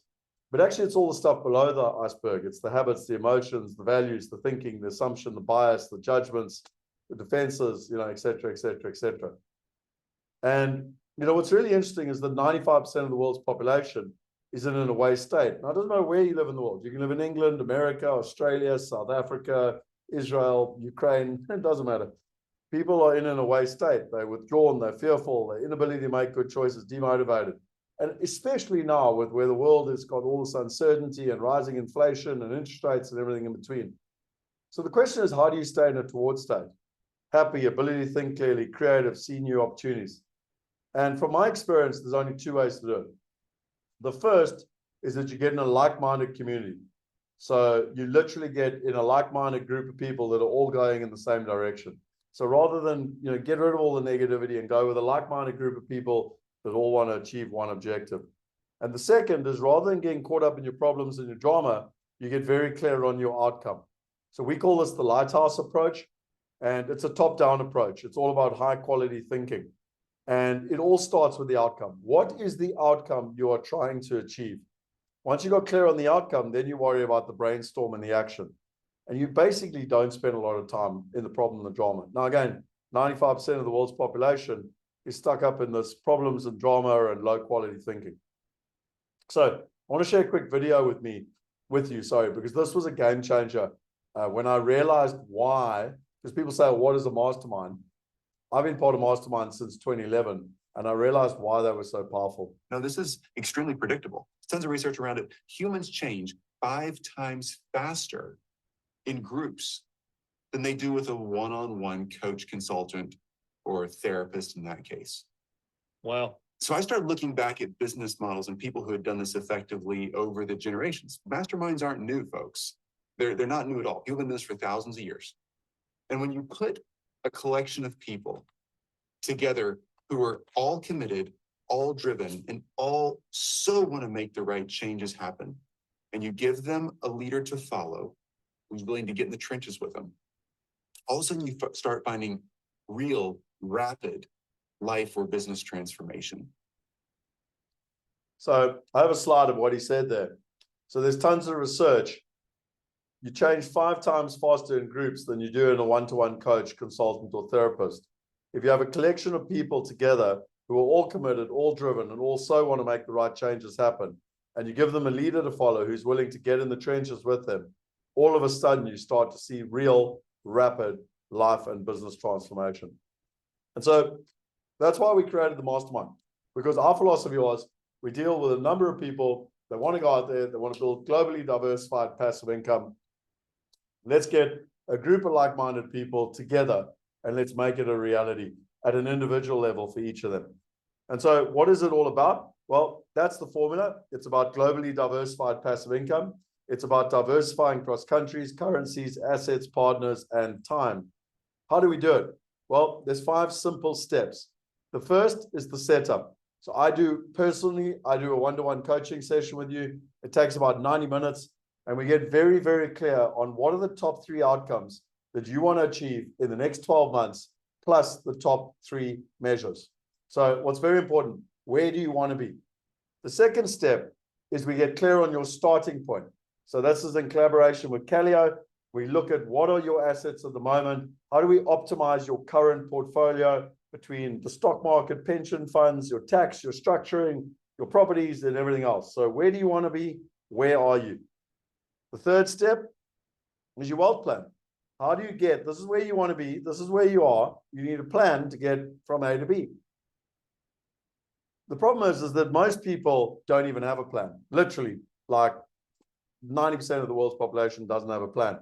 But even those that do have a plan are not very good at executing on the plan. I mean, even just simple New Year's resolutions, 9 to 12% of people keep their New Year's resolutions, and that's if they're written down, and only 4% if they're not written down. And so one of the major problems in life is even when you've got a plan, it's actually executing on the plan. And so one of the reasons I love masterminds is that you've got a monthly check-in where every month you're checking in and you're making measurable and predictable progress along your plan. And so we work on a monthly basis, and there's 2 rhythms that happen on a monthly basis. The one is accountability, mindset, and execution. So you need accountability. You need an accountability partner to get stuff done. And then the other side of the equation is investment. We run a five investment rhythms every single month. And I'll talk a little bit more about that to help you achieve your outcome. So let me just show you quickly. When I do the outcome, as I said, I'm certified ThoughtSmith coach. It's a one-to-one session. We get very clear on your top 3 outcomes and your top 3 measures, and we write everything down in terms of that process. And again, it's this lighthouse approach. It all starts with what is the outcome that you're trying to achieve. And again, I mean, this guy is a coach out of Germany for 27 years, and he said he loved the process. And funny enough, here's an audio, a little audio, whatever you call it, audio file of someone who literally sent me a voice note like 2-3 weeks ago of her experience. Hi, Scott. This is just a quick fan message. Just wanted to thank you again for our coaching call the other day. And then also wanted to thank you for the brilliant idea of that, sort of publicly putting in your goals in that Google Sheet. I see that the Google Sheet magically populated itself since the first time I saw it. And I must say the 2024 goals are very inspiring. And yeah, it's amazing to see I find it incredibly supportive to see, you know, people's just the amount of energy and the goals, and yeah, it's really inspiring. So just wanted to thank you for that.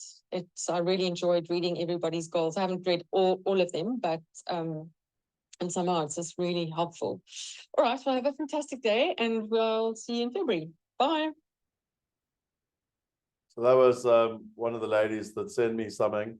The starting point, as I say to you, we do a property analysis. I did tell you, I think, I know it was in the VIP room. There was a gentleman called Steve in England. He bought a whole bunch of properties prior to the global financial crisis in 2008. And you can see here that the ones that are in red were actually costing him money. And so I just, you know, often when you're a coach, you're just a mirror. So I took his numbers, I helped him analyze them. The yellow was his house, the greens were the good properties. And I basically showed him how he could sell off the 3 properties that were in orange. He could use some of the equity that was in the other properties because he thought he couldn't sell them because he was in negative equity, which basically means he owes more money to the bank. But these properties were burning a hole in his pocket every month, £750. And I showed him how he could turn that cash flow into 2,000 positive pounds per month. He could invest that per year and get, you know, an 8% return. And it's like a complete game changer for him, for something where he's felt quite stuck for many, many years, to actually finding that solution. By the way, that happens all the time in South Africa with people that have South African properties, residential or commercial, and they're like, they don't know what to do with them. Do they buy them? Do they sell them? You know, what do they do with them? So we help them analyze that in terms of that process. The other part is with Callio, the family office. This was Garth. You've already met Garth, and he's already said this to you on the video, so I'm not going to talk about it. But the point is, he said the 1% can pay for advice and get the results. We need to support everyone else with the same advice and the same results. And this is what Neil's had to say. You know, it was so nice to bring everything under one roof, all the different asset classes and everything else, stop all the duplication and to simplify everything, you know, and how powerful that actually was in terms of that process. So, and just by the way, I talk about that being optimization. Like, what do you have at the moment? Whatever you have, you need to optimize. You'd be surprised how often you've got assets sitting in pension funds or whatever that are just not, you know, getting you a good return. And, you know, it's all about optimizing what you have, knowing where you want to get to, optimizing where you are, and then building a plan to get from A to B. And, you know, Anthony's spoken to about how we do that plan in terms of that process. Then on the accountability mindset and the execution, this is all about staying in a towards state. You know, it's all about mindset. So we run this rhythm for 12 months as part of the mastermind. We've got different courses on time management, on mental wealth, on flow. We've got an accountability tracker. So every month we run an accountability tracker. And, you know, again, I've been part of Mastermind since 2011. It's amazing what happens where every month you have to turn up and deliver, because it's not about time. In fact, it's about optimizing time. This is built for people who are very time poor. But every month you're checking in, getting stuff done so that you don't blink, get to the end of the year, and it's another year you haven't achieved what you wanted to achieve.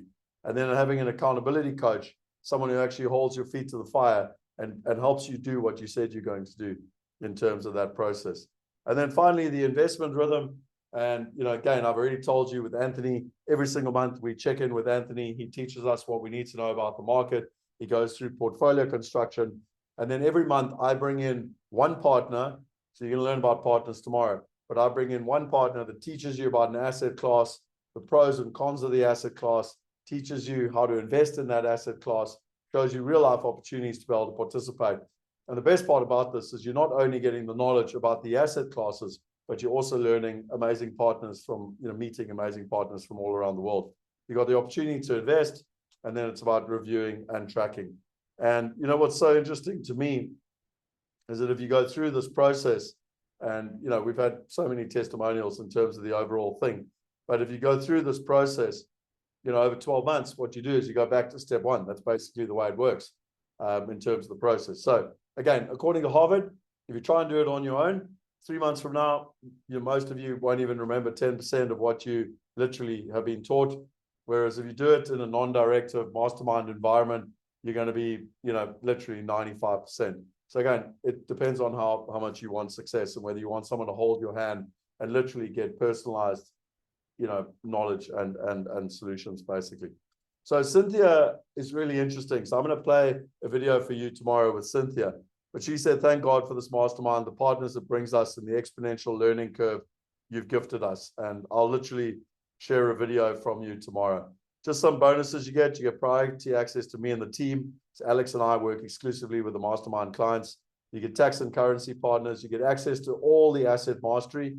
So just by the way, I haven't even shown you this, but we've got asset mastery, and asset mastery is also within the Wealth University, and you can go into all the different assets. You can literally go through them. You can learn about the different assets, and you can literally meet the partners. It's all here, so all in a home study course as well, in terms of the process, depending whichever ones you want to learn, or all of them, you can literally go through each and every one of them in terms of the process. So all the different assets, structured notes, multifamily, medical office, industrial logistics, co-living, the wealth report, gold and silver, and many, many more, including the one we've done recently, cryptocurrency. The one we did in January was data centers. You get access to Wealth Going Global for free. So again, that's your foundation. You get access to Clem Santa, the Wealth Hackers, and everything that's involved in the Wealth Hacker community. You get access to immigration options if you want. And like I said to you, it's really exciting. We literally have a wealth weekend coming up on the 15th, 16th, and 17th of March. We used to do these. I've done about 16 of them. They're just incredible, where people come together, like-minded people, small group of people working together. And so we're going to be going through the hard skills of money with Anthony and his partners in March. And then at the end of August, we've got a follow-up session, and that's going to be the soft skills of money. That's all around generational wealth, social capital. How do we hand it over to our children, and everything in between. And then we're also doing buyers trips. We've got a buyers trip to America at the end of May. We've got a buyers trip to London at the end of September, and a buyers trip to Europe in the beginning of October. So how do you apply? If you are interested in the mastermind, it is by application only. You can just type in there mastermind if you want, but what I would recommend is to do the application. The reason being, it's not for everybody. We need to make sure, so Alex or I sit with people to make sure they can qualify. I want to understand what their needs are, what are they trying to achieve, and most importantly, can we help them? And equally, from their perspective, they get to decide, and do they understand what it is, and do they resonate with Alex and I and the team, and do they believe we can actually help you get the results? So it's about a synergy. The mastermind is definitely not for everybody in terms of the process. So if you're interested, just go to diversificationmastermind.com. I don't know, Shane, if you can just put up the link there quickly for everyone, and give it a go, have a apply, and literally we have a 30-minute one-to-one with you, and we assess where you're at and whether we can help you, and vice versa in terms of that process. We've got a guaranteed satisfaction. I think if you've picked up from my energy over the last 3 days, I'm going to do what it takes, kick down doors, do whatever it takes to help you try and get the results. But ultimately, at the end of the day, it's still your accountability to get your results. And then some people talk to me and they say, well, what about the return on investment? And this one's really interesting for me because it's fascinating. And Kuri just asked the question here. So I had a gentleman, he had $12,000, and he said, oh, well, Scott, I'm getting about 7% return. I'm not even going to go into the fact it was in rands in South Africa, which is devaluing at 5% a year. But anyway, he was getting a 7% return. And so I did all the math for him, and I literally showed him, you've got an investment, and you've got the future and your future value, and it's basically about a return on investment. And I basically showed him that if he was investing $1,000 a month, and if he was to invest $5,000 in himself, like, as an equivalent to be part of the mastermind or something, the return on investment that he would get, so literally with $12,000 worth of capital, would be 250%. To put that into real terms, he'd invest $5,000 to get $12,000 in today's money. Like, when you think of it like that, financially, it makes, a lot more sense. Over 10 years, he would put down $5,000 to make about $57,000. And over 30 years, it's an astoundingly big number. But I mean, that's the advantage of getting access to the right information and the right partners. So if you want to understand more about that, it's not just an emotional, I want it, but actually it makes financial sense in terms of the process as well. So again, if you're interested, just go to Diversification Mastermind. I want to share with you just some pictures. So you met Michael on Monday, and Michael's actually standing there. This was us in New York in February 2013. And the masterminds really evolved from buyers trips. So, 12, 13, 14 years ago, we used to jump on a plane, we'd fly to America, fly to London, fly to Australia with a group of about 10 people. We'd spend about 2 weeks, 10 days to 2 weeks, and we'd fly around the different cities, we'd meet properties, we'd introduce them to all the partners, we'd help them buy properties. But now with the internet, it's so wonderful because we can work in a like-minded group. So, I mean, these are just some pictures. This was us in Times Square. This was us with Dolph DeRus buying properties on the courthouse in Phoenix, having some fun in Vegas. Well, this is actually the Grand Canyon. This was Vegas. Buying properties in Atlanta, more properties in Atlanta. This was one of Michael's houses, by the way, in Atlanta. Ricky Jack doing multifamily in Orlando, opening bank accounts. In the old days, you had to fly overseas to open a bank account. Now you can just go on the Wealth Migrate platform and do it easily from the comfort of your couch. Meeting partners, sitting around, learning from the partners, different meetings around the world, having some fun on Beale Street in America, outside the New York Stock Exchange, up in North Dakota where the fracking was, having fun when it was what's it called? Halloween. As you might have realized, I like to work hard, play hard. Some very, very wealthy gentlemen, actually the biggest shopping center family in the country. And they flew over because they wanted to do shopping centers in America. Why we believe you should work with us? Well, in simple terms, these are all the excuses that most people have. But mainly it comes down to I don't have the time, I don't have the money, and I don't have the knowledge. Our philosophy is that this, from a time perspective, so the mastermind's been created to condense time. It's literally no more than 3 to 4 hours a month. And I always say to someone, if you don't have 3 to 4 hours a month for your future self to actually achieve what you want financially and to look after yourself, then I don't believe anyone can help you. Like literally no one. So, it's about condensed time. It's about getting results in the shortest possible time, actually statistically 5 times faster if you're part of a mastermind. So time off the table. I don't have the knowledge. Well, the bottom line is you're going to get access to the right information and the right partners, and you're going to learn while doing. So you're literally going to learn on the journey. So in terms of getting the knowledge. And then finally, I don't have the money. Well, the mastermind is not for everyone, so that's clear. However, when people say, well, I'm not sure if I can afford it, I often say to people, can you afford not to? Imagine having someone like Calio and myself and the team as your partner on your side, helping you achieve your objectives in terms of that process. So we like to work with people that really want to kind of focus on global diversification. And, we are the only ones that I'm aware of that help people do that. Other people help you do a medical building in America through the Seychelles, or a structured note, or gold, or a house in London.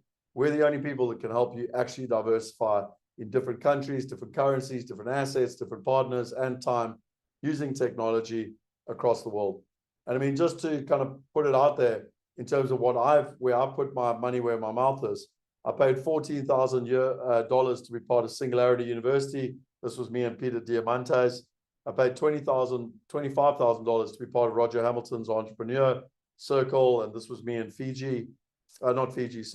Bali. I paid $40,000 a year to be part of Mavericks, which is an organization out of America.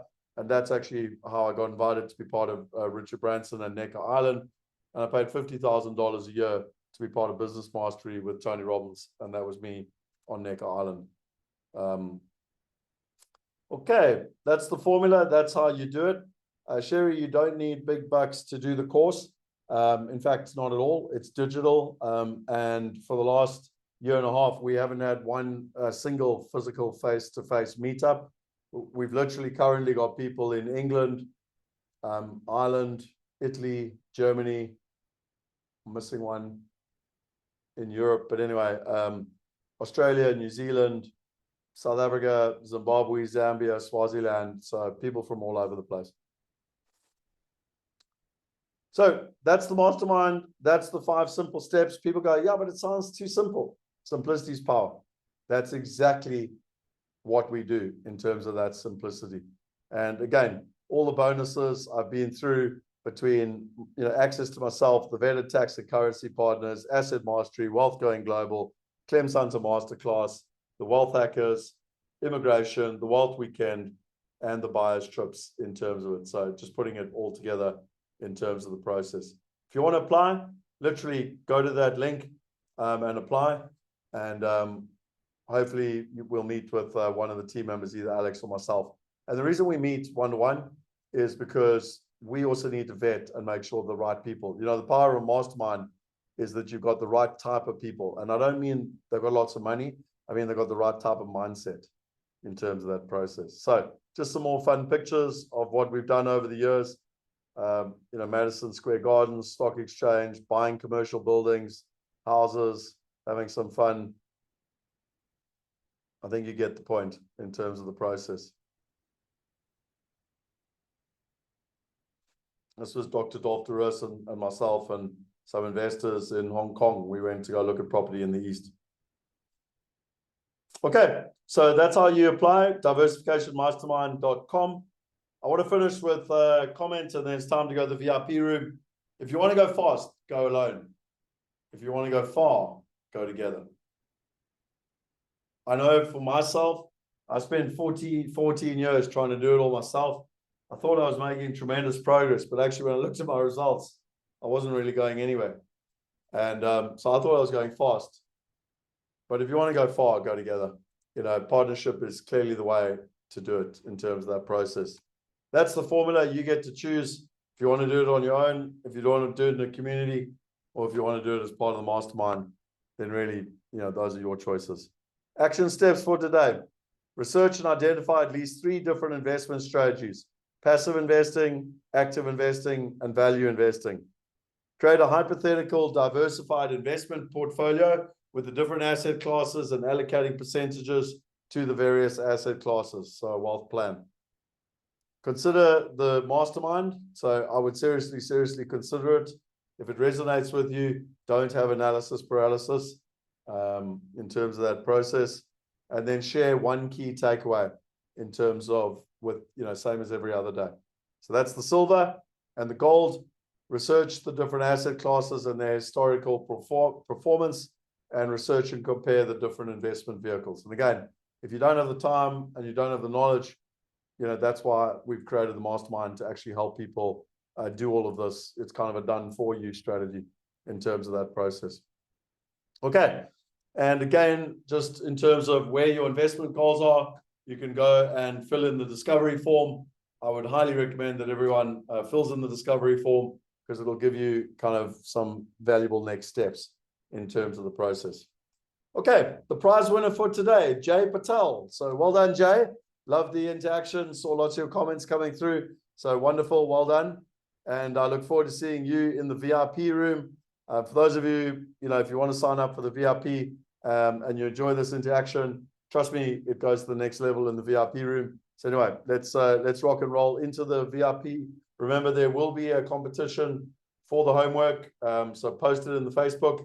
And again, from a Q&A perspective, I'm now going to jump into the VIP room and answer any questions that anyone has, whether it was about the wealth report from Fiona in Australia, or whether it was what Garth Wellman was talking about, or whether it was what Anthony was talking about, or whether it was what Niels was talking about in terms of that process.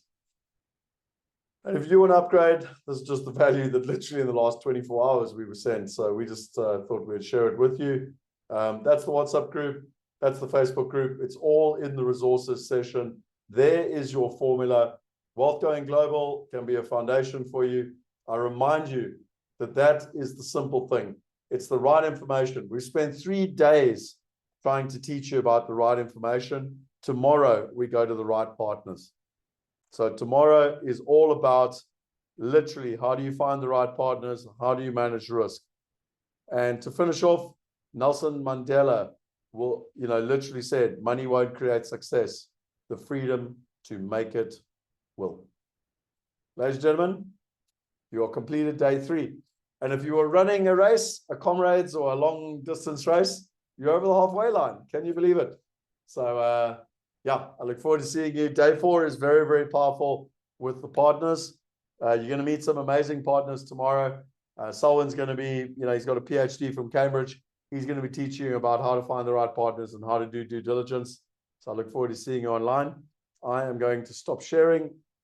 And I think, Shane, if you can have your permission, I will end it for today and we will jump into the VIP room. Yep, all good. We'll see you there shortly. Awesome. Thanks, everyone. Thanks, everyone. Thanks for the participation. And Jay, well done.